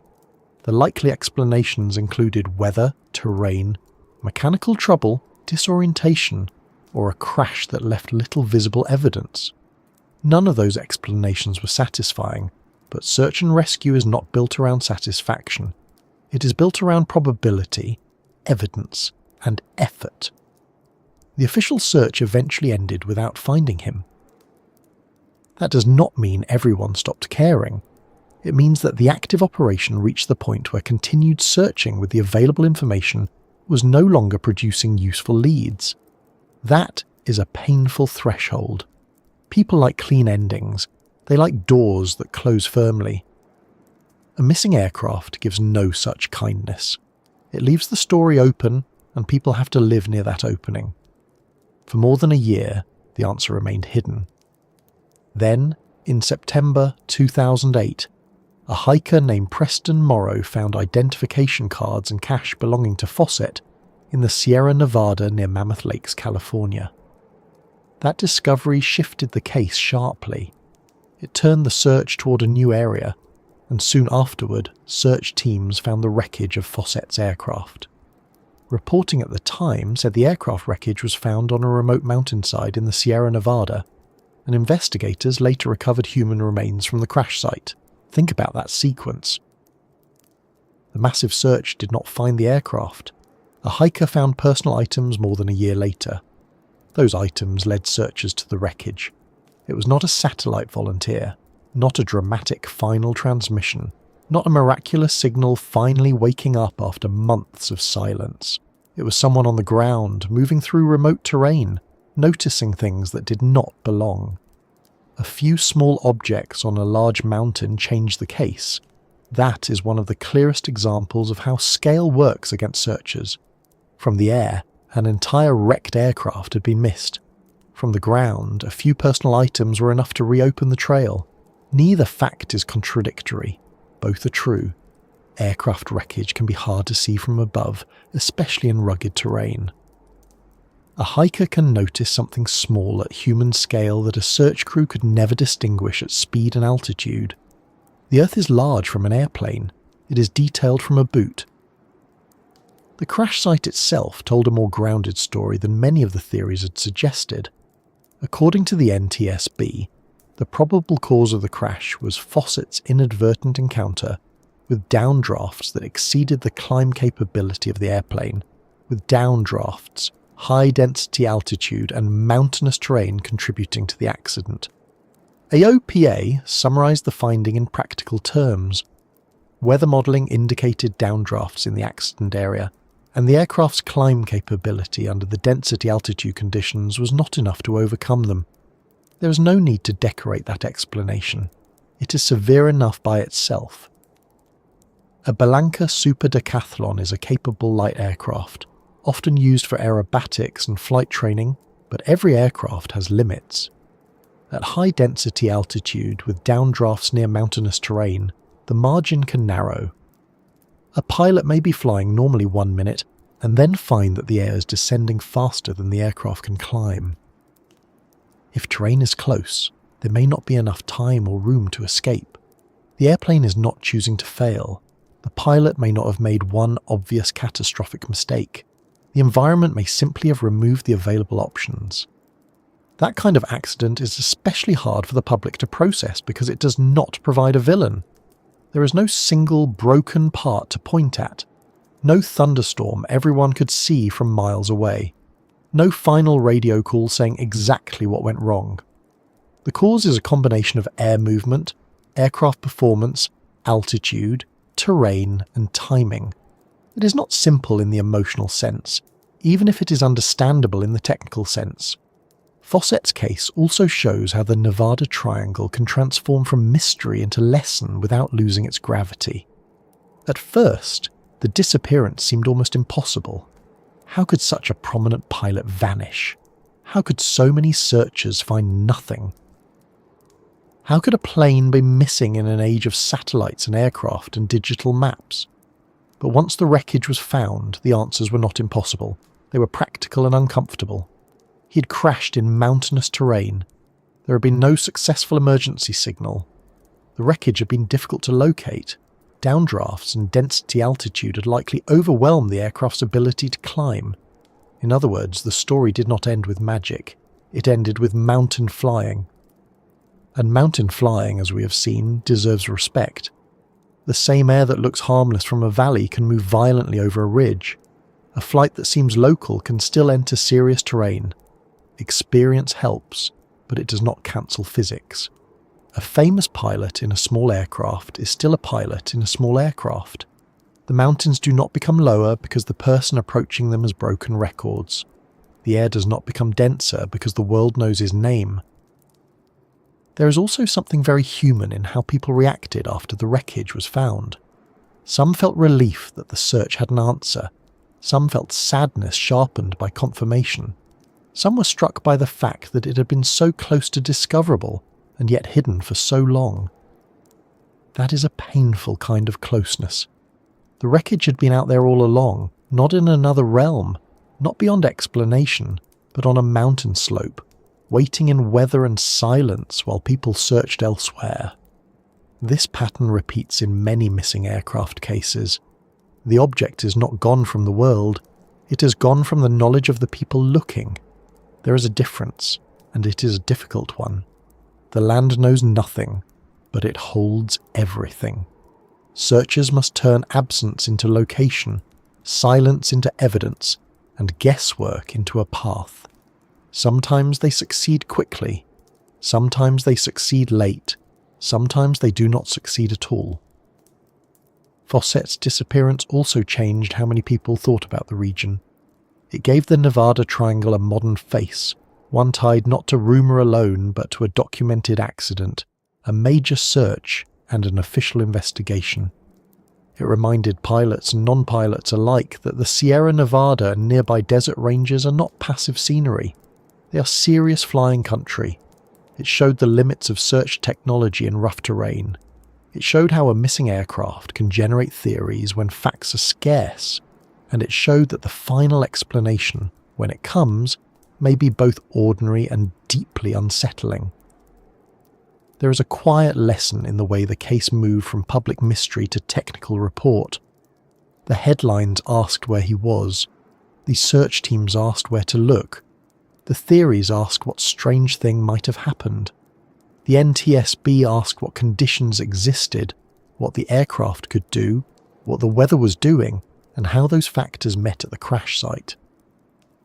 That is the difference between mystery as entertainment and mystery as investigation. One widens the story, the other narrows it until the most likely truth is left standing. Still, even a clear probable cause does not answer every emotional question. It does not recreate Fossett's final minutes in perfect detail. It does not tell us exactly what he saw, when he recognised the danger, or what choices he considered. It does not tell us whether the trouble arrived suddenly or built gradually. It does not let anyone sit beside him in the cockpit and understand the moment as he understood it. Accident reports are careful documents. They give causes, contributing factors, findings, and facts. They do not give back the person. That is why the story remains powerful, not because it is unsolved, but because it is partly solved in a way that leaves the human part quiet. We know enough to understand the hazard. We do not know enough to remove the sadness. A skilled aviator met a combination of conditions that his aircraft could not overcome. The wreckage waited in rugged terrain.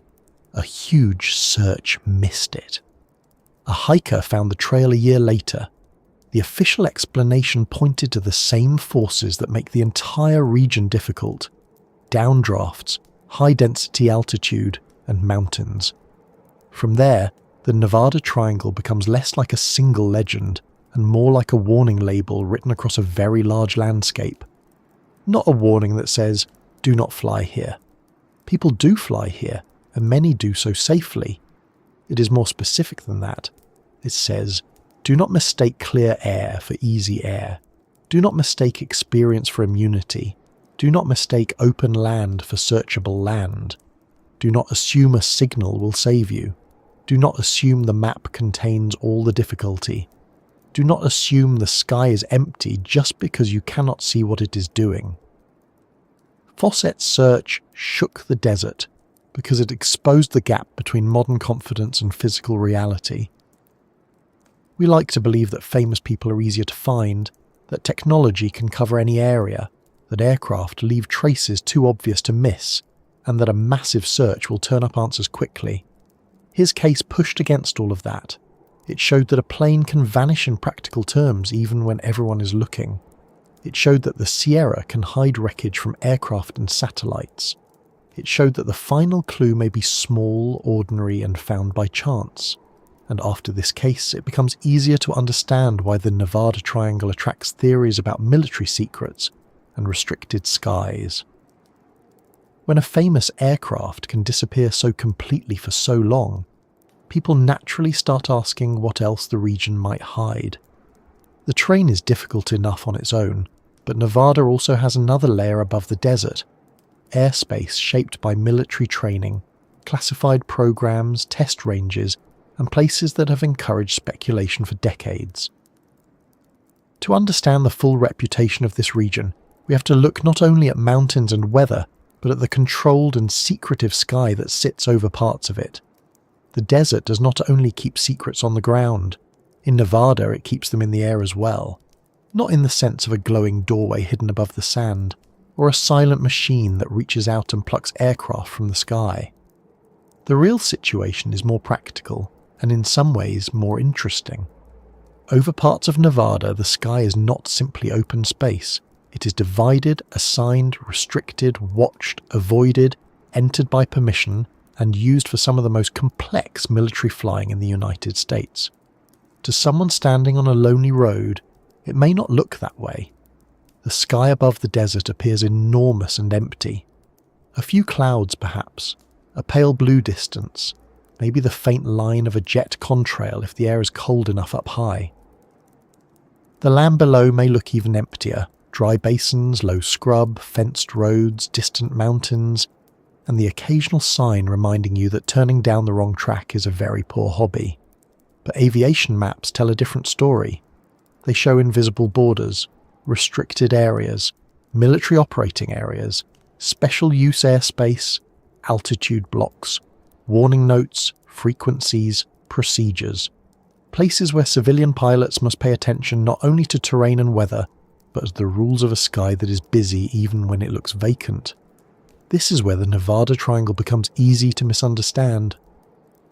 Because once a place has secret bases, restricted airspace, lost aircraft, and long stretches of desert, the human mind begins connecting dots with great enthusiasm. Sometimes too much enthusiasm. It is a little like leaving a biscuit tin open near a toddler and then acting surprised when the floor becomes a crime scene. A missing plane near remote military land invites theories. A classified base makes those theories louder. A government facility with a long history of secrecy gives imagination a very comfortable chair and asks it to stay for tea. And Nevada has one of the most famous examples of that in the world, Area 51. For decades, Area 51 was wrapped in rumour, half-denial, secrecy and popular culture. It became shorthand for hidden aircraft, hidden technology, and for some people, hidden visitors who had apparently crossed the universe only to be stored in the desert behind a locked gate, which feels a little rude after such a long journey. The actual history is less alien, but not less fascinating. Declassified material has confirmed the association of Groom Lake and Area 51 with U-2 and Oxcart reconnaissance programs, and the National Security Archive noted in 2013 that newly released CIA history included references to Area 51 and Groom Lake, along with a map of the area. That matters because secrecy around the site did not come from nowhere. It was not invented purely by late-night radio hosts or people with corkboards and too much string. During the Cold War, the United States developed and tested aircraft that needed to remain hidden from rival intelligence services. The U-2 spy plane, later the A-12 Oxcart and other advanced aircraft were not ordinary machines. They were built to fly high, fast, or in ways that pushed technology beyond what most people had seen. If someone in the 1950s or 1960s saw a strange aircraft moving at unusual altitude or speed, it would not be surprising if they reached for an unusual explanation. From the ground, a classified test aircraft and a mystery object can look very similar, especially if the person looking up has no idea such an aircraft exists. So, one part of the Nevada sky became famous not because it was magical, but because it was genuinely secret. That distinction is important. A secret is not the same as a supernatural event. A restricted airfield is not proof that every disappearance nearby has a hidden explanation. But real secrecy leaves a residue. It makes people suspicious, and suspicion can last long after some of the original facts are declassified. Once a place becomes known as a place where the government does not tell the whole story, every silence nearby begins to sound deliberate. The Nevada Test and Training Range adds another layer. According to Nellis Air Force Base, the Nevada Test and Training Range is the largest contiguous air and ground space available for peacetime military operations in the free world. It occupies 2.9 million acres of land, includes 5,000 square miles of airspace restricted from civilian overflight, and another 7,000 square miles of military operating area shared with civilian aircraft. Those are large numbers, but numbers are easy to read too quickly. They mean that over a wide part of Nevada, military aviation is not an occasional visitor. It is part of the structure of the region. This does not mean civilian pilots are wandering helplessly into danger every afternoon. The airspace is charted. The rules are known. Restricted areas, military operating areas, and special use airspace are part of normal aviation planning. Pilots study charts, check notices, talk to air traffic control when needed, and plan routes around or through airspace according to regulations. The FAA explains that special use airspace is used where certain activities must be confined, or where limitations are imposed on aircraft that are not part of those activities. That is a dry sentence, but it describes a very real idea. Some parts of the sky have jobs. Restricted areas are even more specific. The FAA states that restricted areas can contain unusual, often invisible hazards to aircraft, including artillery firing, aerial gunnery, or guided missiles, and that entering without authorization may be extremely hazardous. Invisible hazards. That phrase belongs in this story. It sounds almost like folklore, but it is official language. The sky can contain dangers that a pilot cannot see. Not ghosts, not curses, activities, weapons, training, fast aircraft, things that require control, separation, and strict rules. This is where the region's strange reputation gets some of its fuel. An invisible triangle of weather and terrain is already difficult enough. Add invisible airspace boundaries and invisible military hazards, and the story becomes more complicated. A pilot must know not only where the mountains are, but where the restricted areas are. Not only what the winds are doing, but where the military operations are active. Not only where the destination lies, but what routes are available. To people outside aviation, these invisible rules can make the sky feel secretive. To pilots, they are part of the pre-flight reality, like fuel, weather, and the humble sandwich that always tastes better after landing. The area around Nellis and Creech Air Force bases is especially busy. A Nellis Air Force Base mid-air collision avoidance pamphlet states that the airspace surrounding Nellis, Creech, the Las Vegas airports, and the Nevada Test and Training Range is extremely busy, and that every aircraft in the Department of Defense inventory can be seen operating into or out of Nellis, Creech, and the range. That is not a small statement. It means the region can host aircraft with very different speeds, shapes, missions, altitudes, and performance profiles. Fighters, tankers, trainers, remotely piloted aircraft, support aircraft, and other military types may operate within the broader system. They're not all flying randomly, of course. There are procedures and controllers and ranges and routes, but it is still a complex environment. For a civilian pilot, complexity increases workload. Even if the aircraft never enters restricted airspace, the pilot must remain aware of what is nearby. A flight along the edge of a military operating area may be perfectly legal, but it still requires attention. A pilot may be watching terrain, monitoring weather, listening to radio calls, checking position, avoiding airspace, calculating fuel, and looking outside for traffic. Each task is manageable. Together they can become heavy, especially in a small aircraft over remote country. This does not mean military airspace causes the Nevada Triangle disappearances. That would be too simple and too careless. Many accidents in the region are better explained by terrain, weather, density altitude, aircraft performance, or search difficulty. But military airspace does shape the region's aviation environment. It affects routes. It affects where pilots can and cannot go. It affects how the public interprets silence. And it adds one more reason why the Nevada sky feels different from an ordinary stretch of empty blue. The secrecy around advanced aircraft testing also complicates how stories are told afterward. If someone sees an unusual aircraft in a region known for classified programs, they may not know what they saw. If a pilot reports strange traffic, it may be difficult for the public to separate ordinary military operations from something more dramatic. If a crash occurs near a restricted area, people may wonder whether information is being withheld. Sometimes, information may indeed be limited for legitimate national security reasons. That does not automatically mean it is connected to a civilian disappearance. But people do not always separate those ideas neatly. The mind tends to put all locked doors in the same hallway. There have also been real military crashes in remote Nevada and California terrain over the decades. That should not surprise anyone. Military training can be demanding by design. Pilots practice low-level routes, combat maneuvers, weapons delivery, night operations, formation work, and high-performance flying. Training is done so that people are ready for combat, and combat readiness is not built by gently circling a field, while everyone remains calm and well-hydrated. It involves risk, managed carefully but never reduced to zero. In rugged country, when military aircraft crash, the wreckage may also end up in the hard-to-reach places. Some wreck sites become known, some are cleaned up, some remain scattered in remote terrain. These facts add to the region's atmosphere because the land has seen both civilian and military aviation losses. At the same time, it is worth being clear about something. Restricted airspace is not a mysterious trap. It is marked on aviation charts.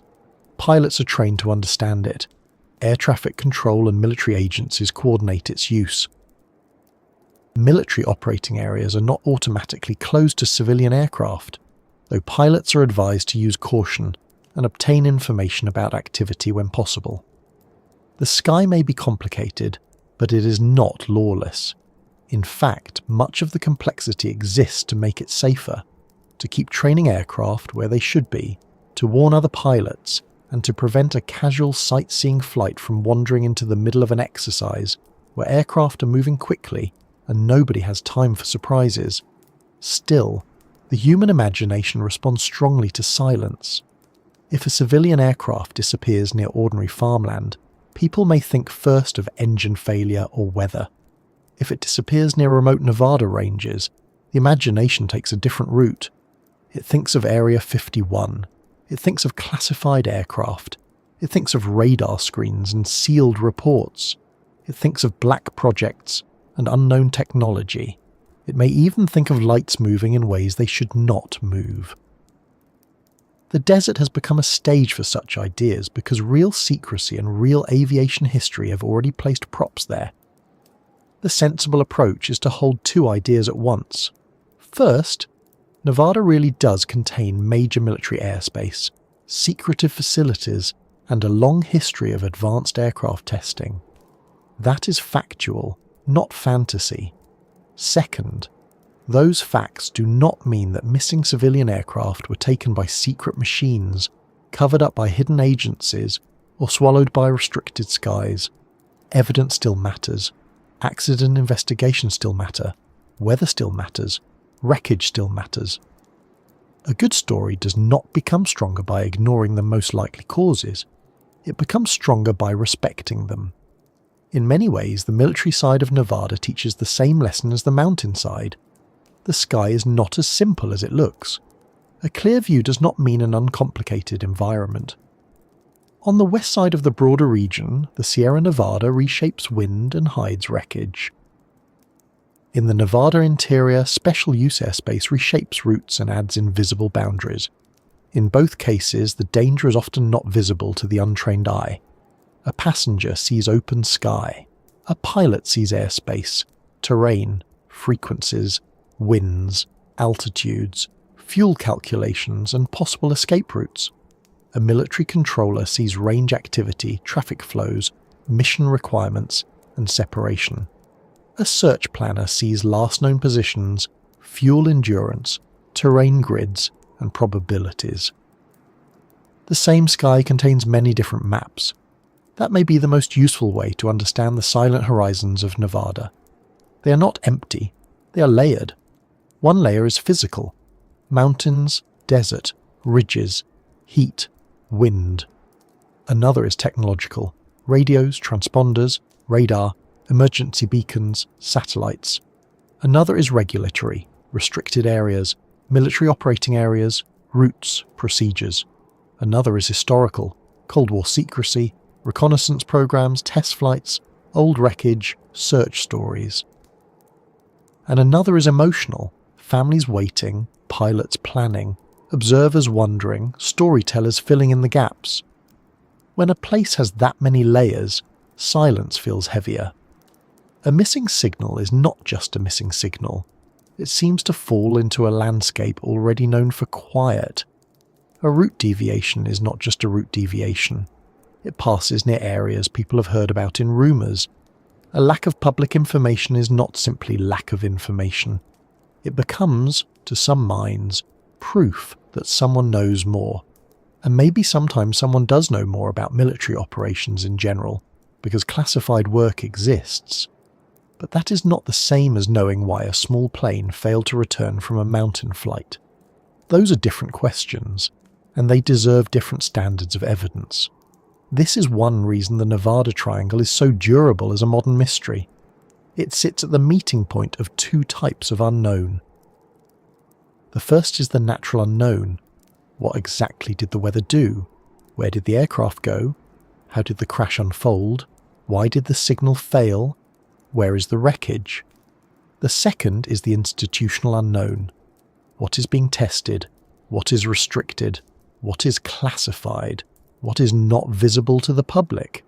Put those together, and the mind begins to feel that every missing detail may be connected to every other missing detail. But in real investigations, connections have to be earned. They cannot simply be assumed because the map looks suspicious. There is also a practical irony here. The military presence may sometimes make the region more watched, not less. Busy military ranges can include radar, controllers, procedures, and aircraft that might help identify traffic or support searches under the right conditions. At the same time, restricted terrain and classified operations can complicate access, reporting, or public understanding, so the military layer is not simply a dark curtain. It is a working system, built for training and national defence, with both visibility and secrecy depending on context. That is much less dramatic than saying every answer is locked in a desert bunker, but it is also much more believable.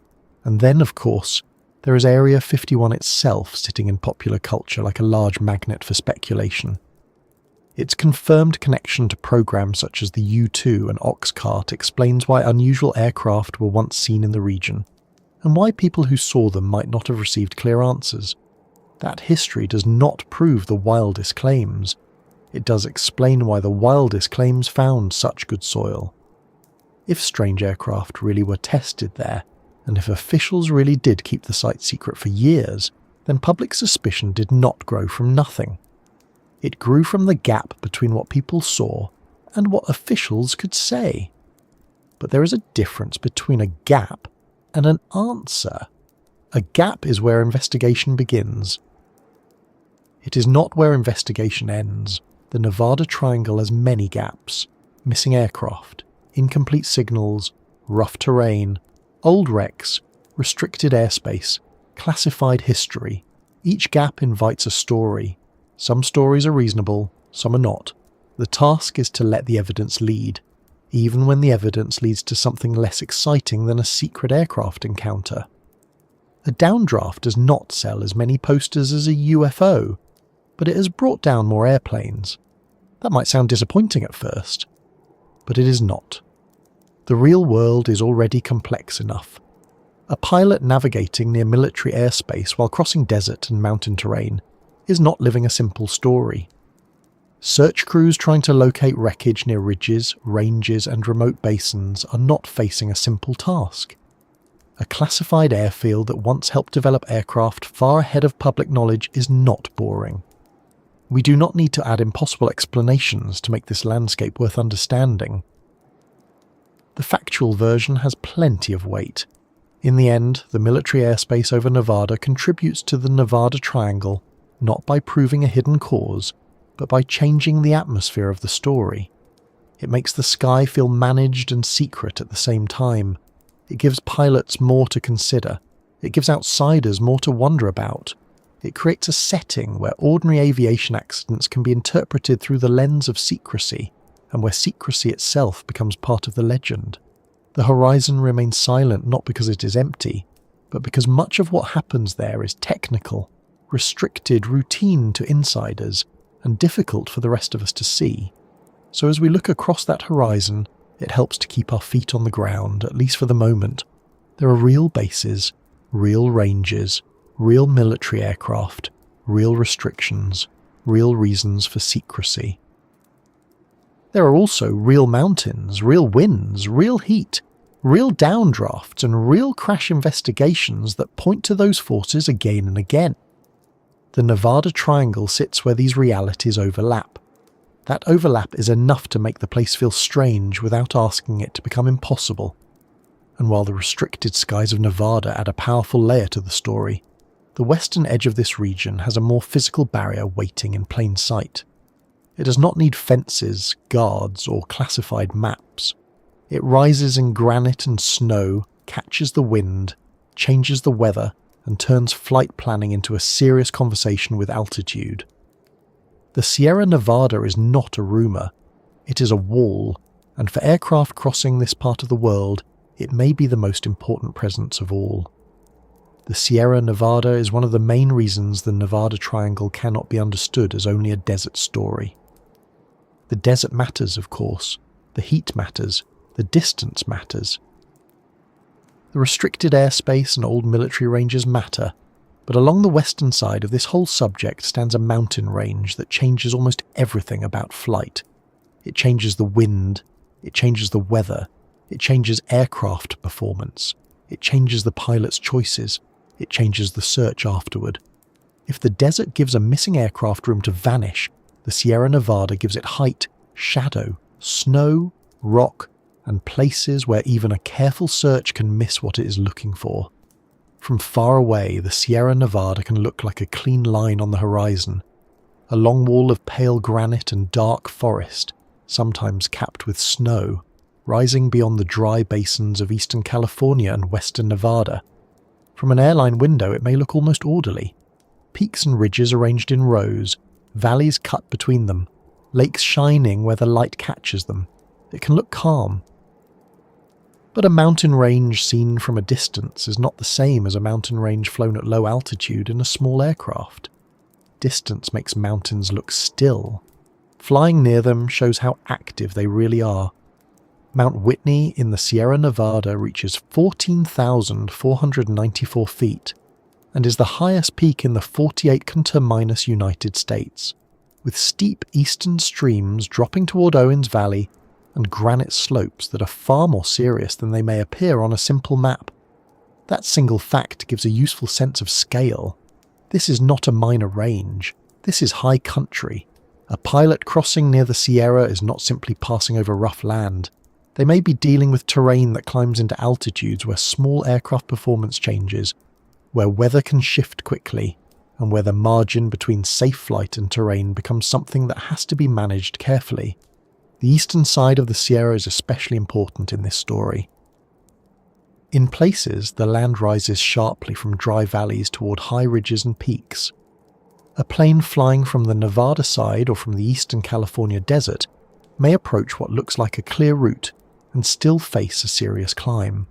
The ground below does not rise gently in every place. Sometimes it comes up in steps, a basin, a foothill, a ridge, another ridge, a wall of higher country beyond. From the cockpit, that can create a problem that is both visual and mechanical. The pilot is watching the terrain rise while also depending on the aircraft to climb fast enough to clear it. If the aircraft is not climbing as expected, the mountain is not the part of the equation that changes. This is where the Sierra becomes a wall in the sky. Not because no one can cross it. Pilots cross mountain ranges safely all the time with planning, training, good weather, and enough aircraft performance. The Sierra is crossed by routes, passes, and experienced aviators who understand the conditions. But it is a wall in the sense that it must be treated as a barrier, not as scenery. It demands altitude before the crossing. It demands attention to winds. It demands escape options. It demands respect for the fact that turning around earlier is much easier than turning around inside a narrowing valley after the airplane has already lost its comfortable margin. FAA Mountain Flying Guidance recommends that mountain passes be crossed at least 1,000 feet above pass elevation, and if winds at mountaintop level are above 20 knots, that clearance should be increased to 2,000 feet. with the aircraft already at that altitude before reaching the ridge and maintaining it beyond the crossing. That is a practical recommendation, not a decorative one. It exists because the air near ridges can be rough, sinking, or unpredictable. A pilot who arrives at a pass with only a little altitude to spare may discover that a little is not enough. In flat country, being slightly low may be corrected with patience. Near a ridge, patience may not be available. The idea of crossing a ridge also sounds simple, until you picture it from the cockpit. The aircraft is moving forward, the ridge is ahead. The pilot is looking at altitude, airspeed, wind, terrain, and escape routes. If the plane is high enough and the air is stable, the crossing may be routine. If the air begins sinking, the picture changes. The ridge no longer looks like a line to pass over. It becomes an obstacle moving upward in the windshield, not because it is moving, but because the aircraft is not gaining enough height. That sight can put pressure on decision-making. A pilot may add power. The plane may still not climb enough. A turn away may be needed. If the aircraft approached at a poor angle, turning away can take longer and use more space. The FAA guidance even recommends crossing a ridge at a 45-degree angle, so the pilot can turn away more quickly if severe downdraft or turbulence appears. That is a small detail, but it tells you a lot about mountain flying. It means a safe crossing is not only about getting over the top, it is about being able to leave if the mountain says no. A good pilot does not treat the pass as a doorway that must be entered. They treat it as a place to inspect, approach with options, and abandon if necessary. The word abandon can sound dramatic, but in aviation it can be very sensible. There are times when the safest flight is the one that changes its mind. Wind is one of the reasons changing your mind may become necessary. Air moving across the Sierra can form mountain waves, strong updrafts and downdrafts, and severe turbulence downwind of ridges. The FAA warns that in even moderate mountain wave conditions, downdrafts can exceed 1,000 feet per minute, making ridge crossing difficult or impossible, and that rotors beneath mountain waves can create severe or greater turbulence. That is not a small hazard. Many small aircraft cannot outclimb that kind of sinking air. If a plane can climb at several hundred feet per minute, and the air around it is descending at more than 1,000 feet per minute, the aircraft is losing the vertical contest even while the engine is working hard. This is one of the key ideas in the Nevada Triangle. The airplane does not need to stop flying for the situation to become dangerous. The engine can still be running. The wings can still be producing lift. The pilot can still be in control. But if the surrounding air is moving down faster than the aircraft can climb, and terrain is nearby, the aircraft may be carried toward the ground. From the outside, that may later sound mysterious. Why did the plane hit the mountain? Why did the pilot not just climb? Why did an experienced aviator not avoid it? But the answer may be that climbing was exactly what the pilot was trying to do, and the air mass itself was moving the wrong way. In the Sierra, this is not a rare theoretical concern. Strong winds over high terrain are part of the region's aviation reality. A calm-looking valley can sit near rough air aloft. A blue sky can hide clear air turbulence. Lenticular clouds may signal mountain wave activity, but not every dangerous motion comes with a perfect visible label. The sky does not always provide warning signs in a form that looks like a diagram from a training manual. Sometimes the clues are subtle, partial, or hidden. A pilot may know conditions are not ideal, but still misjudge where the worst downdraft will be.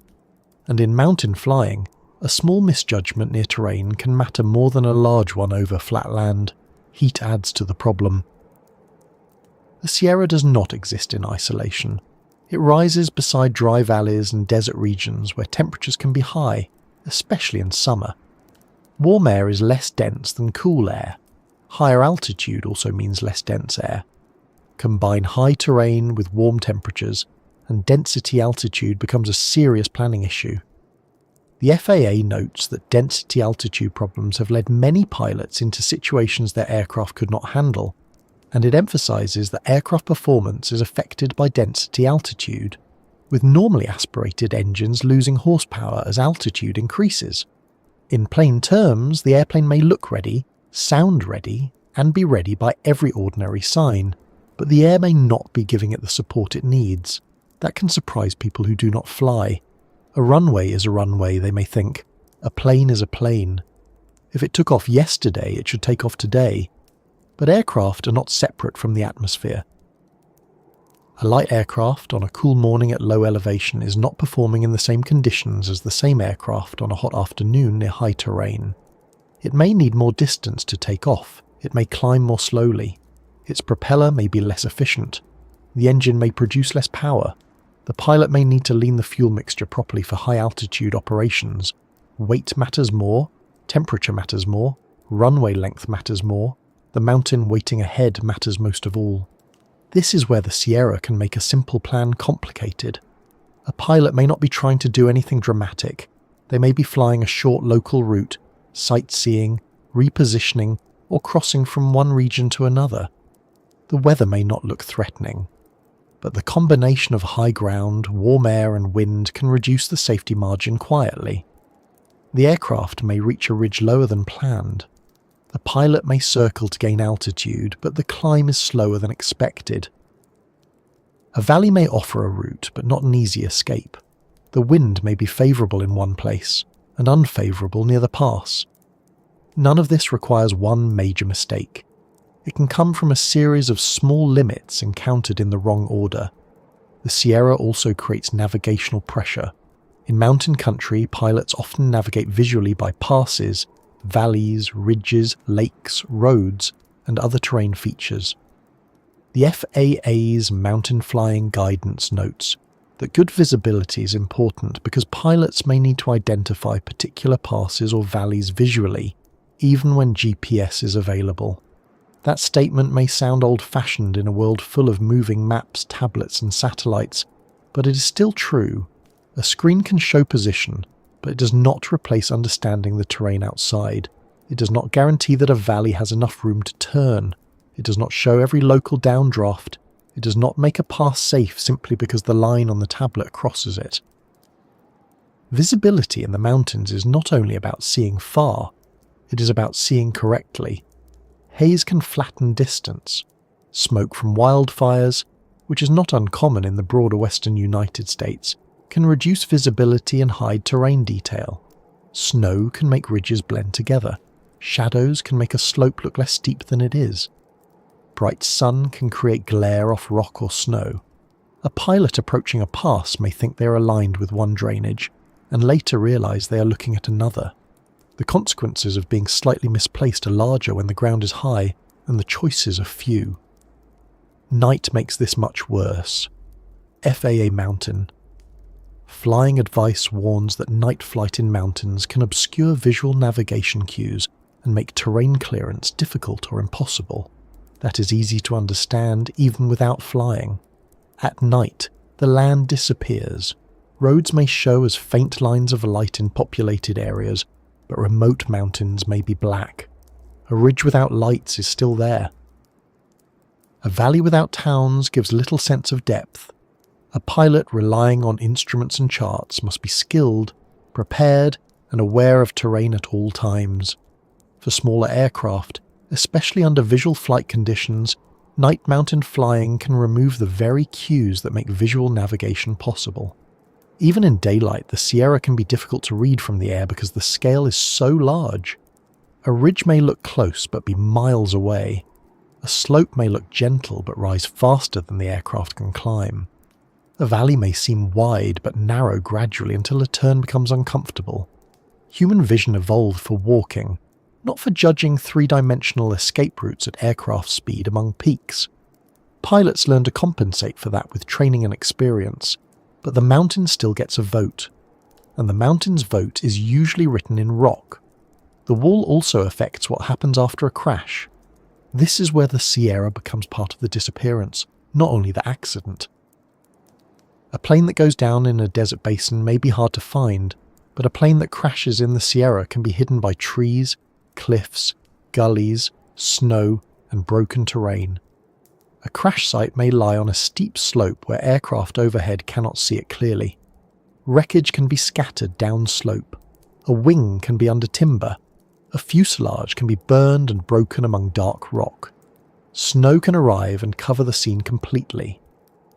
In some places, access on foot may require climbing, route finding, and careful rescue operations. A search crew can know the general area and still struggle to reach or confirm the site. The mountain range does not have to be heavily forested everywhere to hide wreckage. Rock fields can do it too.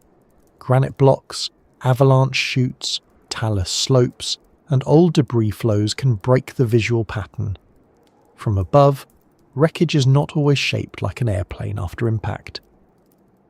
It may be a few pieces, a line of debris, a darker burn mark, a torn section of wing, or a small flash of metal visible only from one angle. A search aircraft flying at safe altitude may pass nearby and see nothing. A satellite image may not have enough resolution, the right angle or the right timing. Snowmelt may reveal something in July that was invisible in October. A hiker may notice a personal item long after aircraft failed to see the main wreckage. This is what happened in the Steve Fossett case in a broad sense.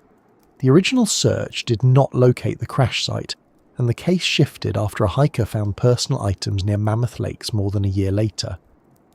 The official investigation then pointed to downdrafts, high density altitude, and mountainous terrain as key factors in the crash. That case stands as a clear example of the Sierra's role. It was not only a place where the accident happened, it was a place that made the accident possible and then made the evidence difficult to find.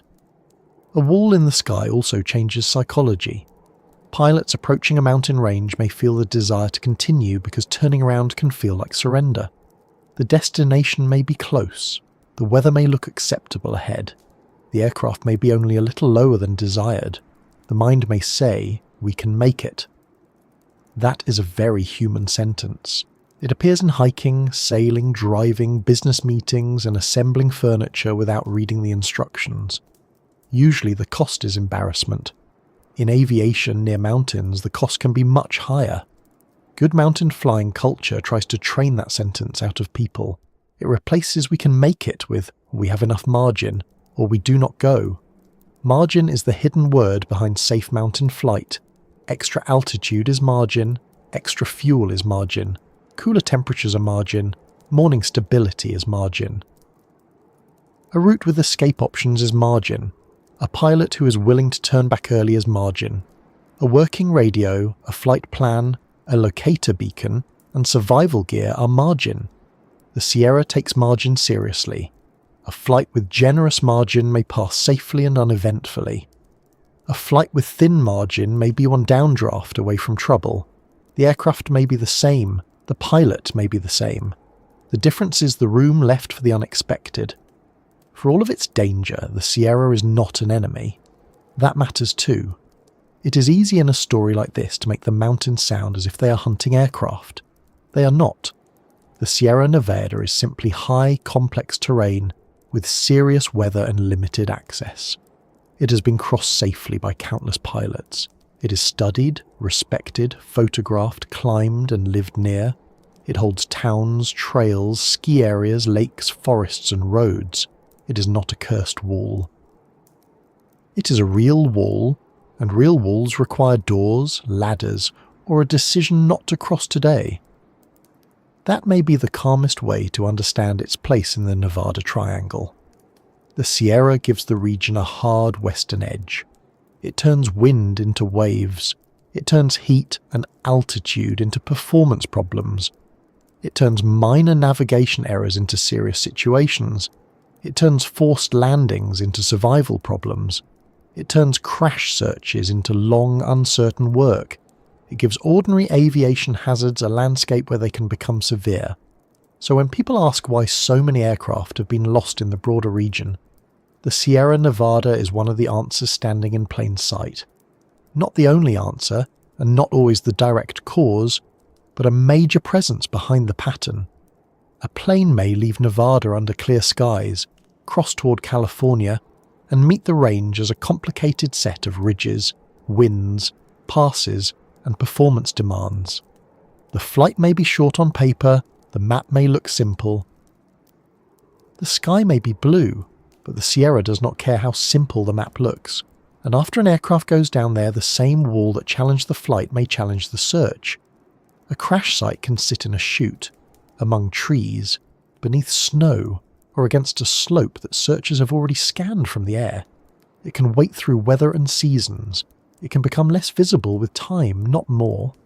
Paint fades, metal dulls, snow covers, rock blends, branches grow. The aircraft that once moved quickly through the sky becomes a set of still objects, in a place full of still objects, and the work of finding it becomes slow, difficult, and sometimes dependent on chance. That is where the next part of the story naturally leads, because the Nevada Triangle is not only about why aircraft crash, it is also about why they can remain missing long after the crash has already happened. The answer lies in the search itself, in the scale of the land, in the way wreckage changes, and in the uncomfortable fact that even in a modern world of satellites and GPS, the ground can still hide what the sky has lost.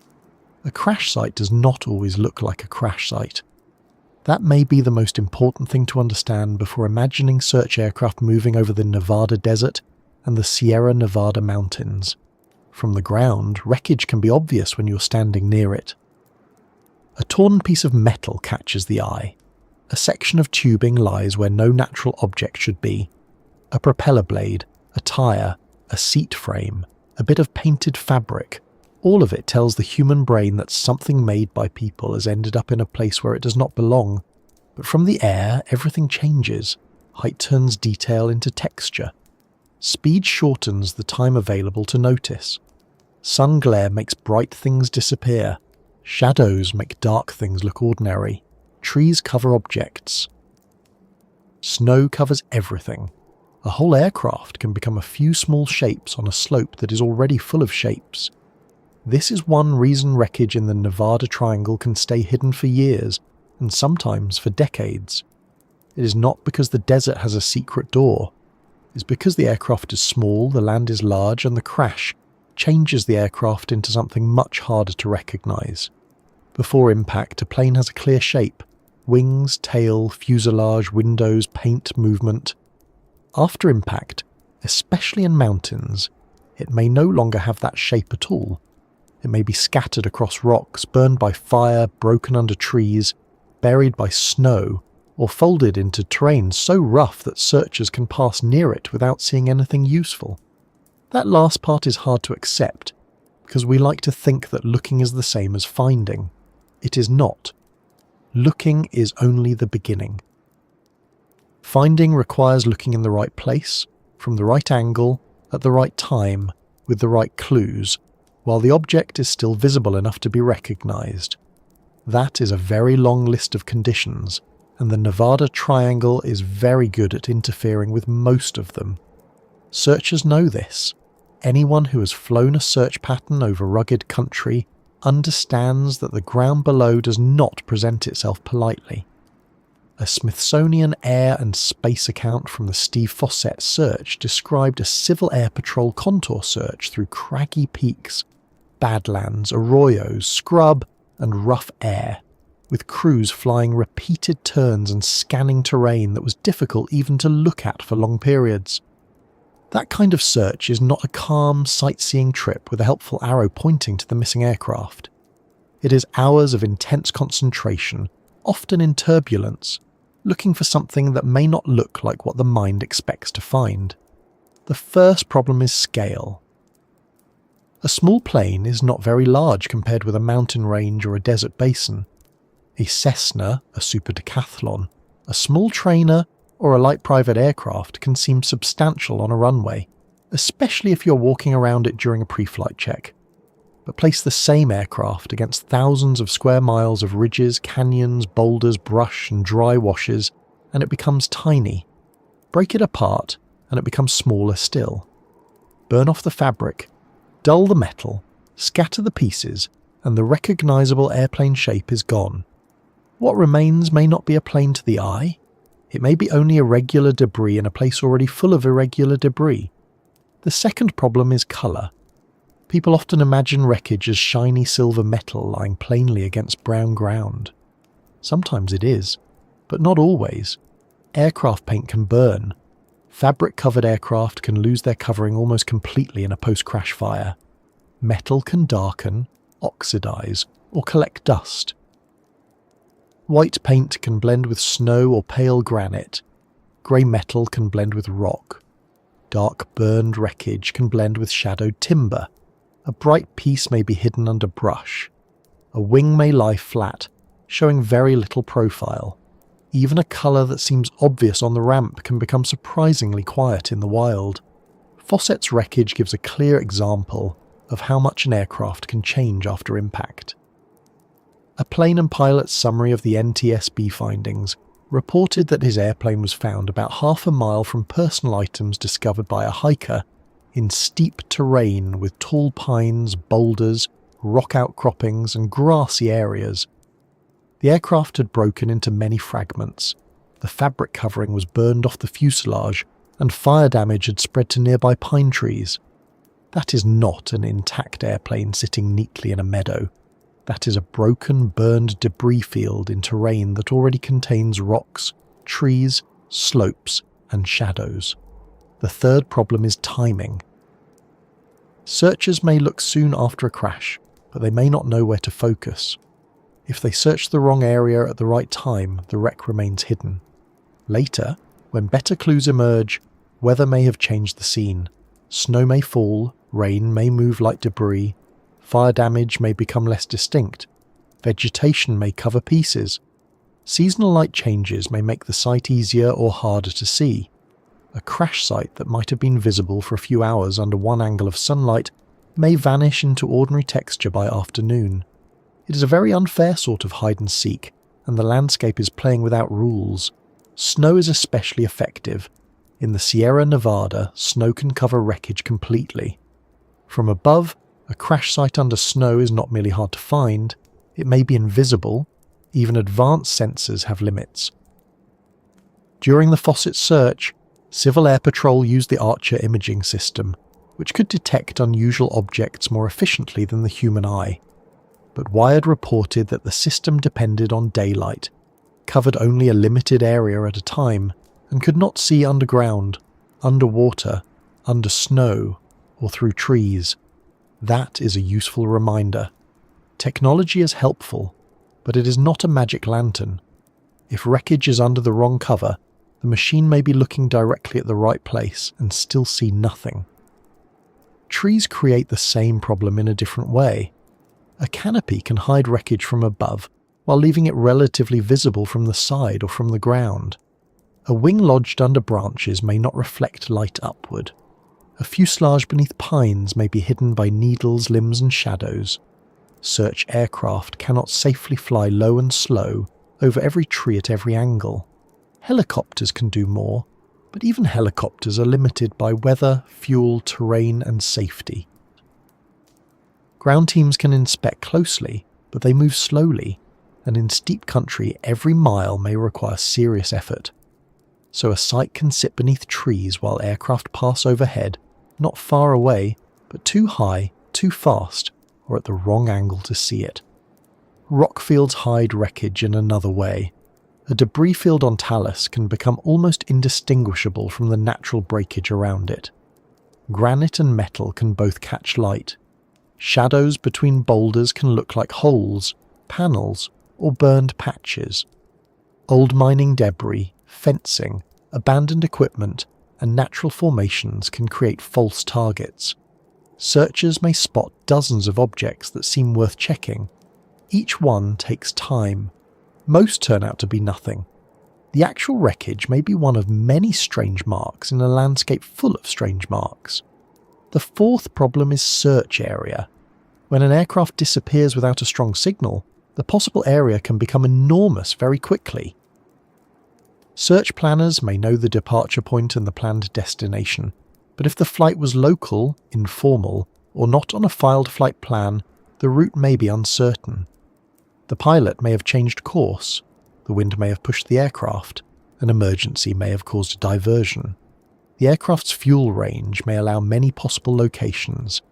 In Fossett's case, contemporary reporting described a search across a 17,000 square mile swath of the Sierra Nevada, and that same search revealed wreckage of 8 other small planes that had not previously been discovered. That figure gives the problem its proper size.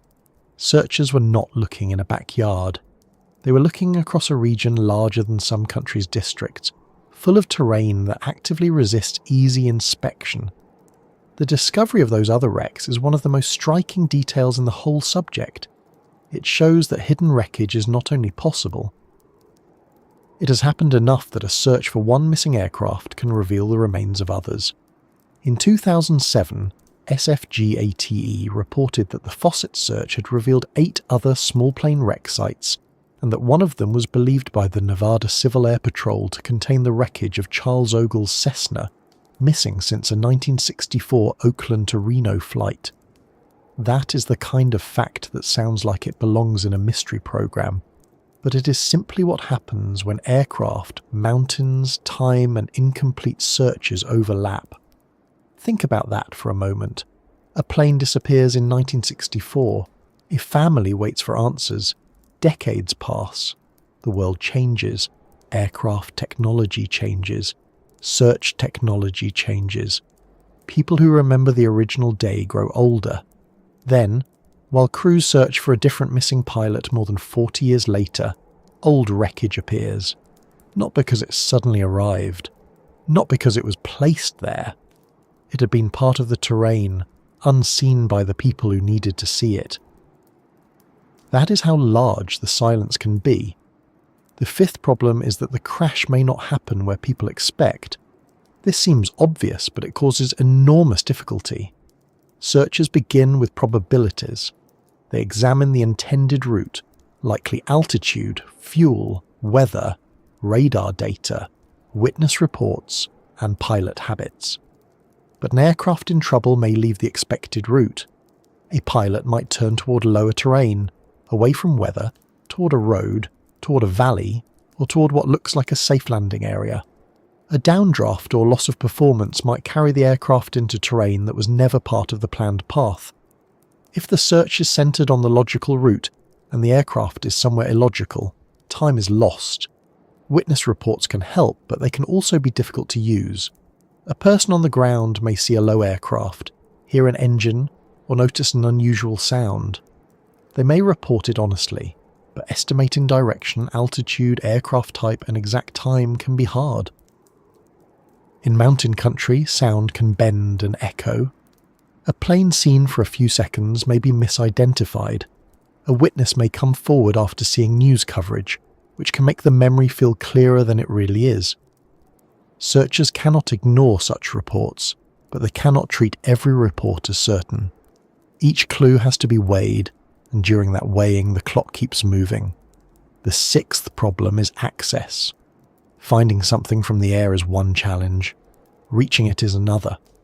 A possible crash site on a steep slope may require a helicopter insertion, climbing equipment, or a long ground approach. Weather can delay access. High winds can keep aircraft away. Snow or fire risk can make ground movement dangerous. If the suspected site is inside restricted land or near military areas, coordination may be more complicated. Even when crews believe they have found the right place, confirming it safely may take time. The landscape does not become easier just because someone has finally noticed the clue, and then there is time itself. A crash site changes the longer it sits. Fabric rots or burns, paint fades, aluminum dulls, steel rusts, dirt collects, plants grow, animals move small remains, wind shifts lightweight objects, freeze and thaw cycles break things down. In desert regions, sunlight can bleach and weaken materials for years. In mountains, snow load and avalanches can move or bury pieces. A wreck that was once a clear debris field can become a scattered set of artifacts. The older it gets, the less it looks like an emergency and the more it looks like history. Not all wreckage disappears completely, though. Sometimes it remains in plain sight, but only to people who know what they are looking at or who happen to walk close enough. In Nevada, pieces of a 1967 SR-71 crash still remained in the desert outside Lovelock nearly 60 years later, according to the Nevada Independent, which described titanium pieces at the site and noted that the visible sign of the old impact crater had become subtle enough to blend into an ordinary patch of high desert. That example is not a missing civilian aircraft case in the same way, but it shows how wreckage can persist while the site itself becomes visually quiet. The metal may remain, the story may remain, but from a distance the place may look like nothing at all. This is the strange balance. Wreckage can be durable and hidden at the same time. A piece of titanium or aluminum may survive for decades, while the aircraft as an identifiable object is gone. Searchers are not always looking for metal in general, they are looking for a pattern that tells the metal belongs to the missing aircraft. If the pattern is broken, spread out, burned, buried or mixed with other debris, the eye has to work much harder. A person might walk near an old site and see only scrap. Another person, with aviation knowledge or a careful eye, might see a landing gear part, a riveted panel, or a recognisable section of structure. Modern tools help, but each has limits. Satellites can cover large areas, but resolution, angle, timing, snow, trees, and shadows still matter. Drones can inspect smaller areas closely, but they need someone to know where to send them, and they must be operated safely and legally. GPS can guide searchers to precise coordinates, but only if someone has coordinates worth visiting. Emergency beacons can provide location, but only if they activate and transmit successfully. Cell phones can sometimes provide clues, but remote areas may have no service, and older cases had none of today's options. A better tool does not remove the need for a good starting point. Crowdsourced image searches are another example. They sound powerful because thousands of people can examine huge amounts of imagery, and sometimes they're useful. But the human brain is very good at finding patterns where none exist. Rocks become wings, dry washes become fuselages, shadows become burn marks. Search managers may receive many possible sightings that require review. The real crash site may be too small, too covered, too low resolution, or outside the image set. A crowd can increase the number of eyes, but it also increases the number of false alarms. More looking is helpful, but it is still not the same as knowing. There is also the emotional cost of old wreckage. For historians, pilots, hikers and wreck researchers, old sites can be important records. For families, they can be something else entirely. A newly discovered wreck may reopen a story that had never properly closed. It may bring relief, grief, confusion, or all three at once. A site that searchers treat as evidence may be, for someone else, the last known place of a father, mother, sibling, friend, or crew member. That is why these discoveries deserve care. The Nevada Triangle is interesting, but it is not a puzzle made only for entertainment. Its pieces belong to real flights and real people. This also explains why official identification can take time. A piece of wreckage may be found, but investigators need to determine what aircraft it came from. Serial numbers, engine parts, registration markings, historical reports, crash records, and location clues may all matter. Old wrecks may have been previously known under another record. Some may be military, some may be civilian. Some may have been partly recovered years earlier, leaving debris behind. Some may have no easy identifying marks left. The land may offer evidence, but not always labels. The phrase, hidden for decades, can make it sound as if the wreckage is sitting neatly under a blanket, waiting for someone to pull it away. In reality, hidden often means dispersed, altered, misread, or unreachable. It means the aircraft no longer matches the mental image of an aircraft. It means the search area was too large, the clue too faint, the weather too harsh, the trees too thick, the snow too deep, or the likely route too wrong. It means the wreckage became part of the landscape faster than people could find it. And still, chance has a role. A hiker sees an identification card. A hunter notices metal under brush. A climber finds an old panel in a chute. A search for one aircraft spots another. A researcher compares an old report to a modern map. A pilot flying at the right angle sees a glint that others missed. Chance is not the same as luck in the cheerful sense. It is the result of many attempts, many people, and a landscape so large that even careful systems sometimes need an accidental witness. That may be the most unsettling lesson here. We live in an age that makes us feel fully mapped. Roads are mapped. Phones know where we are. Satellites photograph the planet. Aircraft track their positions. Weather radar updates in minutes. It is tempting to believe that nothing large can stay hidden anymore. But a broken aircraft in trees, snow, rocks, or desert can still defeat modern confidence. The world is mapped, yes, but not completely understood at every inch and every angle. The ground remains detailed in a way that screens cannot fully replace. So when people say that planes never return from the Nevada Triangle, the better question is sometimes not why they went down, but why the land did not give them back quickly. The answer is not one thing. It is size, terrain, weather, impact damage, fire, snow, trees, rock, bad angles, limited signals, incomplete routes, and time. It is the way a machine built to be recognizable in the sky can become almost unrecognizable on the ground. It is the way a massive search can miss a small truth. It is the way a place can hold evidence without announcing it. And after all of this, after the wind, the mountains, the desert, the military ranges, the missing signals, the old wrecks, and the long searches, the Nevada Triangle begins to look less like a single mystery and more like a hard region, where many ordinary risks overlap. That does not make it less haunting. It may make it more so. Because the most difficult stories are not always the ones that break the rules of the world. Sometimes they are the ones that follow the rules exactly, and still leave people waiting beside a silent horizon.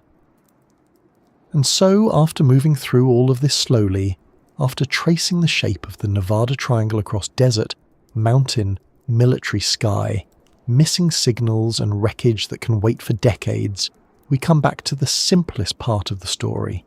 A plane leaves the ground. Someone expects it to return. Between those 2 points, everything depends on air, terrain, judgment, machinery, timing, and a little bit of luck that no pilot should ever have to rely on too heavily. That may be why this place stays in the mind. It is not only because aircraft have gone missing here, it is because they have gone missing in a way that feels so quiet. There is no single image that explains it all. No one dramatic moment that can stand for every case. No one official line drawn across Nevada saying this is where the ordinary world ends and the mystery begins. Instead, there are many smaller scenes. A small aircraft lifting from a runway in clear weather. A pilot looking toward a ridge. A radio frequency staying calm. A valley bending between slopes. A search crew scanning rock and brush. A family waiting for a call that should have come by now. A hiker, years later, noticing something on the ground that does not belong there. The Nevada Triangle is not a machine that makes aircraft disappear. It is not a beast in the clouds, not a curse over the desert, not a neat little trap drawn by the universe with a ruler and a sense of drama. It is more practical than that, and perhaps more unsettling. It is a place where many real hazards overlap. High mountains, hot air, thin atmosphere, strong winds, remote terrain, old equipment, limited signals, restricted airspace, search areas too large for comfort, a landscape where a small mistake, a sudden downdraft, or one unlucky chain of events can leave behind very little for the world to find. And the strange thing is, once we understand those hazards, the story does not become empty. It becomes clearer. Sometimes people think an explanation takes away the mystery, but that is not always true. Knowing how a downdraft can push an aircraft down faster than it can climb does not make the image less serious. Knowing that high-density altitude can rob an airplane of performance does not make the mountains feel harmless. Knowing that wreckage can hide under trees, snow, rocks, or shadows does not make the waiting easier. Explanation can remove the impossible, but it does not remove the human weight of what happened. In some cases, it adds to it, because it shows how close the line can be between routine and disaster. A flight can begin with no sign of trouble at all. That is one of the hardest facts to sit with. A pilot may start the engine, check the controls, look at the sky, and see nothing alarming. The takeoff may be normal, the climb may feel ordinary, the route may be familiar, the day may be bright enough that anyone watching from the ground would say it looked perfect for flying. Then, somewhere beyond the comfort of the runway, the aircraft enters a different conversation. The air is thinner than expected, the ridge is higher than it looked, the wind is moving over the mountain in a way that cannot be seen clearly. A valley narrows, a radio call does not go out or does not get through. The aircraft becomes overdue, and from that point on, the story belongs partly to the land. The land does not rush to explain itself. That is another reason this region feels so large in the imagination. A city gives answers quickly. A car accident on a busy road is seen, reported, reached, and recorded. There are witnesses, cameras, emergency crews, streetlights, tyre marks, and people nearby. But the desert and the Sierra Nevada are different. A crash can happen when no one sees it. The sound can vanish into distance. Smoke may not rise long enough to be noticed. The wreckage may be too small from above. The aircraft may be broken into pieces that no longer resemble a plane. A signal may fail. Snow may cover the site. The map may offer hundreds of square miles that all look possible and none that look certain. That is how silence becomes part of the story. Not a supernatural silence. Not a silence with intention behind it. Just the silence of remote places, where the ground is far from roads and the sky is not always under constant watch. A silence made from distance, weather, and scale. The kind of silence that makes search teams work through probabilities rather than certainties. The kind that makes families answer the phone with their whole body. The kind that turns every possible sighting into a small rise of hope, and every false lead into another long drop. The Nevada Triangle has collected many theories, because silence is hard for people to leave alone. When facts are missing, imagination moves in. It brings secret aircraft, hidden bases, strange lights, government cover-ups, lost signals, and stories that seem to explain everything in one sweep. Some of those ideas grow from real features of the region. Nevada does have restricted military airspace. It does have secretive testing history. It does have places where the public cannot freely go. It does have a sky that is more complicated than it looks. So the theories do not appear from nothing. They grow from a landscape that already feels partly withheld. But a hidden base is not the same thing as a hidden answer. That is worth remembering. The presence of military activity may make the region feel more mysterious, but most lost aircraft stories still have to be measured against ordinary aviation realities first. Weather, terrain, mechanical failure, navigation, pilot decision-making, aircraft performance, search limitations. These are not boring explanations. They are the main forces that shape flight. They are the reasons pilots study, plan, calculate, and sometimes decide that the safest action is to stay on the ground and make another cup of coffee, which is not heroic, perhaps, but often very wise. There is a quiet humility in aviation when it is done well. A good pilot knows that skill matters, but so does restraint. Experience matters, but so does weather. Confidence matters, but not as much as margin. The airplane may be capable, the route may be familiar, and the destination may be close, but the pilot still has to ask whether the conditions leave enough room for the unexpected. The Nevada Triangle reminds us what happens when that room becomes too small. Sometimes the cause is one clear failure. Sometimes it's a chain of small things that only becomes obvious afterward. A warm day, a heavy aircraft, a ridge crossing, a downdraft, a delayed turn, a missed signal, a crash site hidden from view. It is tempting to speak of the region as if it chooses its victims. But that gives it too much personality and not enough accuracy. The desert does not choose, the mountains do not choose. They are simply there, high, dry, steep, remote, and patient. Aircraft pass through their conditions and most pass safely. Many pilots cross the region without incident. Many flights begin and end exactly as planned. That matters too. The Nevada Triangle is not a place where aircraft cannot survive.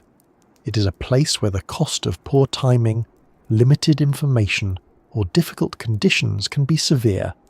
It is a place where success may look uneventful and failure may leave almost no sign. Maybe that is why the stories linger. The safe flights do not become legends. They land, park, refuel, and disappear into ordinary life. Nobody writes a mystery about the aircraft that crossed the Sierra with plenty of altitude, avoided the worst wind, stayed clear of restricted airspace, and landed 10 minutes early. Though perhaps someone should. It would be a very reassuring story, if not a thrilling one. The lost flights are different because they leave a break in the pattern. They leave a blank space where a landing should have been. They leave questions that may remain open for years, and when wreckage is finally found, the story changes again. The mystery becomes a location. The missing aircraft becomes metal, fabric, wires, engine parts, personal items, and evidence. Searchers can stand where the flight ended. Investigators can measure, photograph, and study. Families may finally have an answer, or at least the beginning of one. Yet even then, the final moments may remain private. No report can fully recreate what the pilot saw. No analysis can give back the last minute inside the cockpit. No probable cause can explain the full human feeling of a life interrupted above a quiet ridge or a dry slope. That is the part of the story that deserves softness.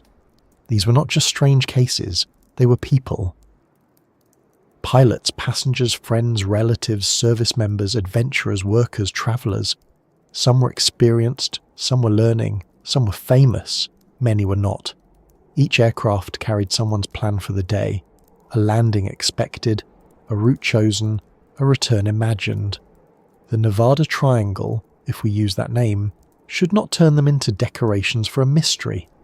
It should remind us that flight is both remarkable and serious, and that every safe arrival is a small agreement between human skill, machine reliability, and the weather allowing the day to continue. So, as we look back over this strange region, the question changes. At first we may ask, why do planes vanish here? After a while, a better question appears. What makes this place so good at turning accidents into mysteries? The answer is not one dramatic secret. It is many practical things working together. The Sierra Nevada rises like a barrier on the western edge, forcing aircraft to deal with altitude, passes, wind, and downdrafts. The desert basins stretch far enough that a missing plane can leave very few witnesses. Heat changes aircraft performance. Thin air reduces climb. Military airspace adds invisible boundaries and a history of secrecy. Older tracking and emergency equipment did not always give searchers the help they needed. Terrain block signals, trees and snow hide wreckage, rock fields break patterns, time dulls metal and erases colour. Searchers may work with incomplete information, and even a strong search can miss a small debris field in a huge landscape. Put all of that together, and the Nevada Triangle becomes less like a supernatural puzzle and more like a hard lesson in scale. The sky is larger than our confidence. The ground is more complex than our maps. Technology is useful, but not all-seeing. Experience is valuable, but not unlimited. A clear day can still hold dangerous air. A small aircraft can be both capable and fragile, depending on what it meets. And a place that looks empty from far away can contain more risk, history, and silence than anyone expects. There is something almost calming in that, if we let it be. Not comforting in a cheerful way, but grounding. The world does not always need to be made stranger than it is. Sometimes the truth is already strange enough. Air can move like water over mountains. Heat can change the strength of wings. A radio signal can fail to cross a ridge. A plane can be searched for by many people and still remain hidden until a single hiker takes a certain path. These are real facts, and they have their own weight. They do not need decoration, and yet the old nickname will probably remain: the Nevada Triangle. It has a certain pull to it, a simple shape placed over complicated land. A way of saying that something unusual has happened here again and again, even if the reasons are different each time. Names like that are not always precise, but they are memorable.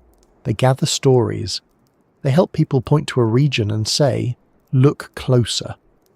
Not because every rumour is true, but because every rumour begins somewhere, and in this case, it begins with real mountains, real wreckage, real searches, and real loss.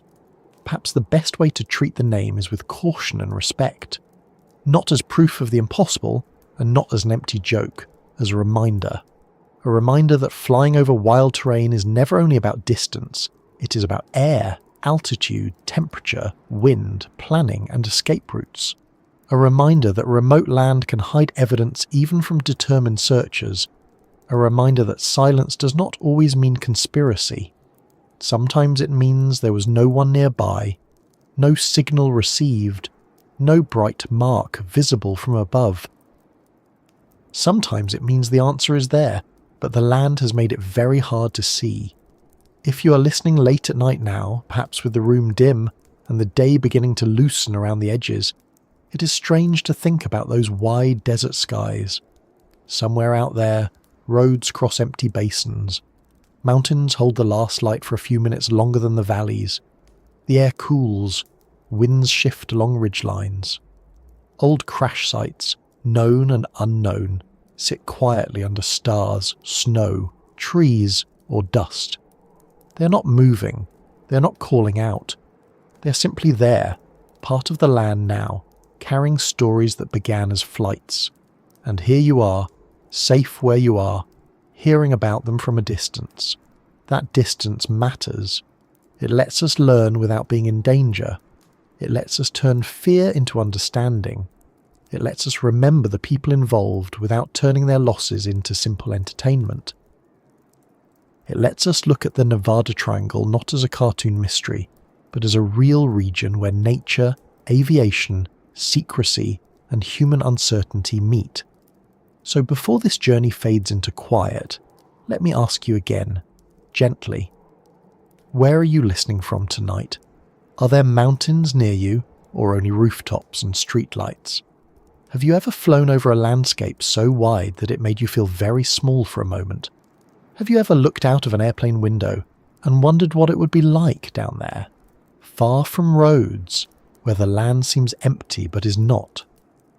If this calm exploration helped you settle, or if it gave you a new way to think about the stories behind the Nevada Triangle, I would be grateful if you liked the video, subscribed, and shared this quiet corner with someone who enjoys strange, true places explained softly. It helps more listeners find their way here, especially those who like their mysteries with a little science, a little history, and not too much shouting. Ooh. Tonight we have followed the last echo over the desert as far as we can. We have listened for missing signals, crossed the Sierra in thought, looked toward restricted horizons, and considered why wreckage can stay hidden long after the aircraft itself is gone. The answer in the end is not one thing. It is terrain, it is weather, it is distance, it is technology reaching its limits, it is human decision-making under pressure. It is the simple fact that the world is still large enough to keep secrets without meaning to. And maybe that is where we can leave it. Not with fear, and not with a forced answer, but with respect. Respect for pilots who prepare carefully. Respect for searchers who scan impossible landscapes for a sign. Respect for families who wait through uncertainty. Respect for the mountains and deserts that do not explain themselves, but still teach anyone willing to look closely. The Nevada Triangle may never lose its strange name. It may always sound like a place where the sky keeps secrets, But after tonight, perhaps it feels a little more real, less like a doorway to the impossible, and more like a difficult piece of earth and air where small aircraft meet big country. A place where the horizon can look calm, the weather can seem fair, and the safest lesson is still to remember that the sky is not empty just because it is clear. So rest now, wherever you are. Let the desert grow quiet in your mind. Let the mountain stand far away. Let the last engine sound fade into the open air. The night does not need another answer from us. For now it is enough to breathe slowly, settle in, and let the story drift gently out across the dark, wide spaces of the West.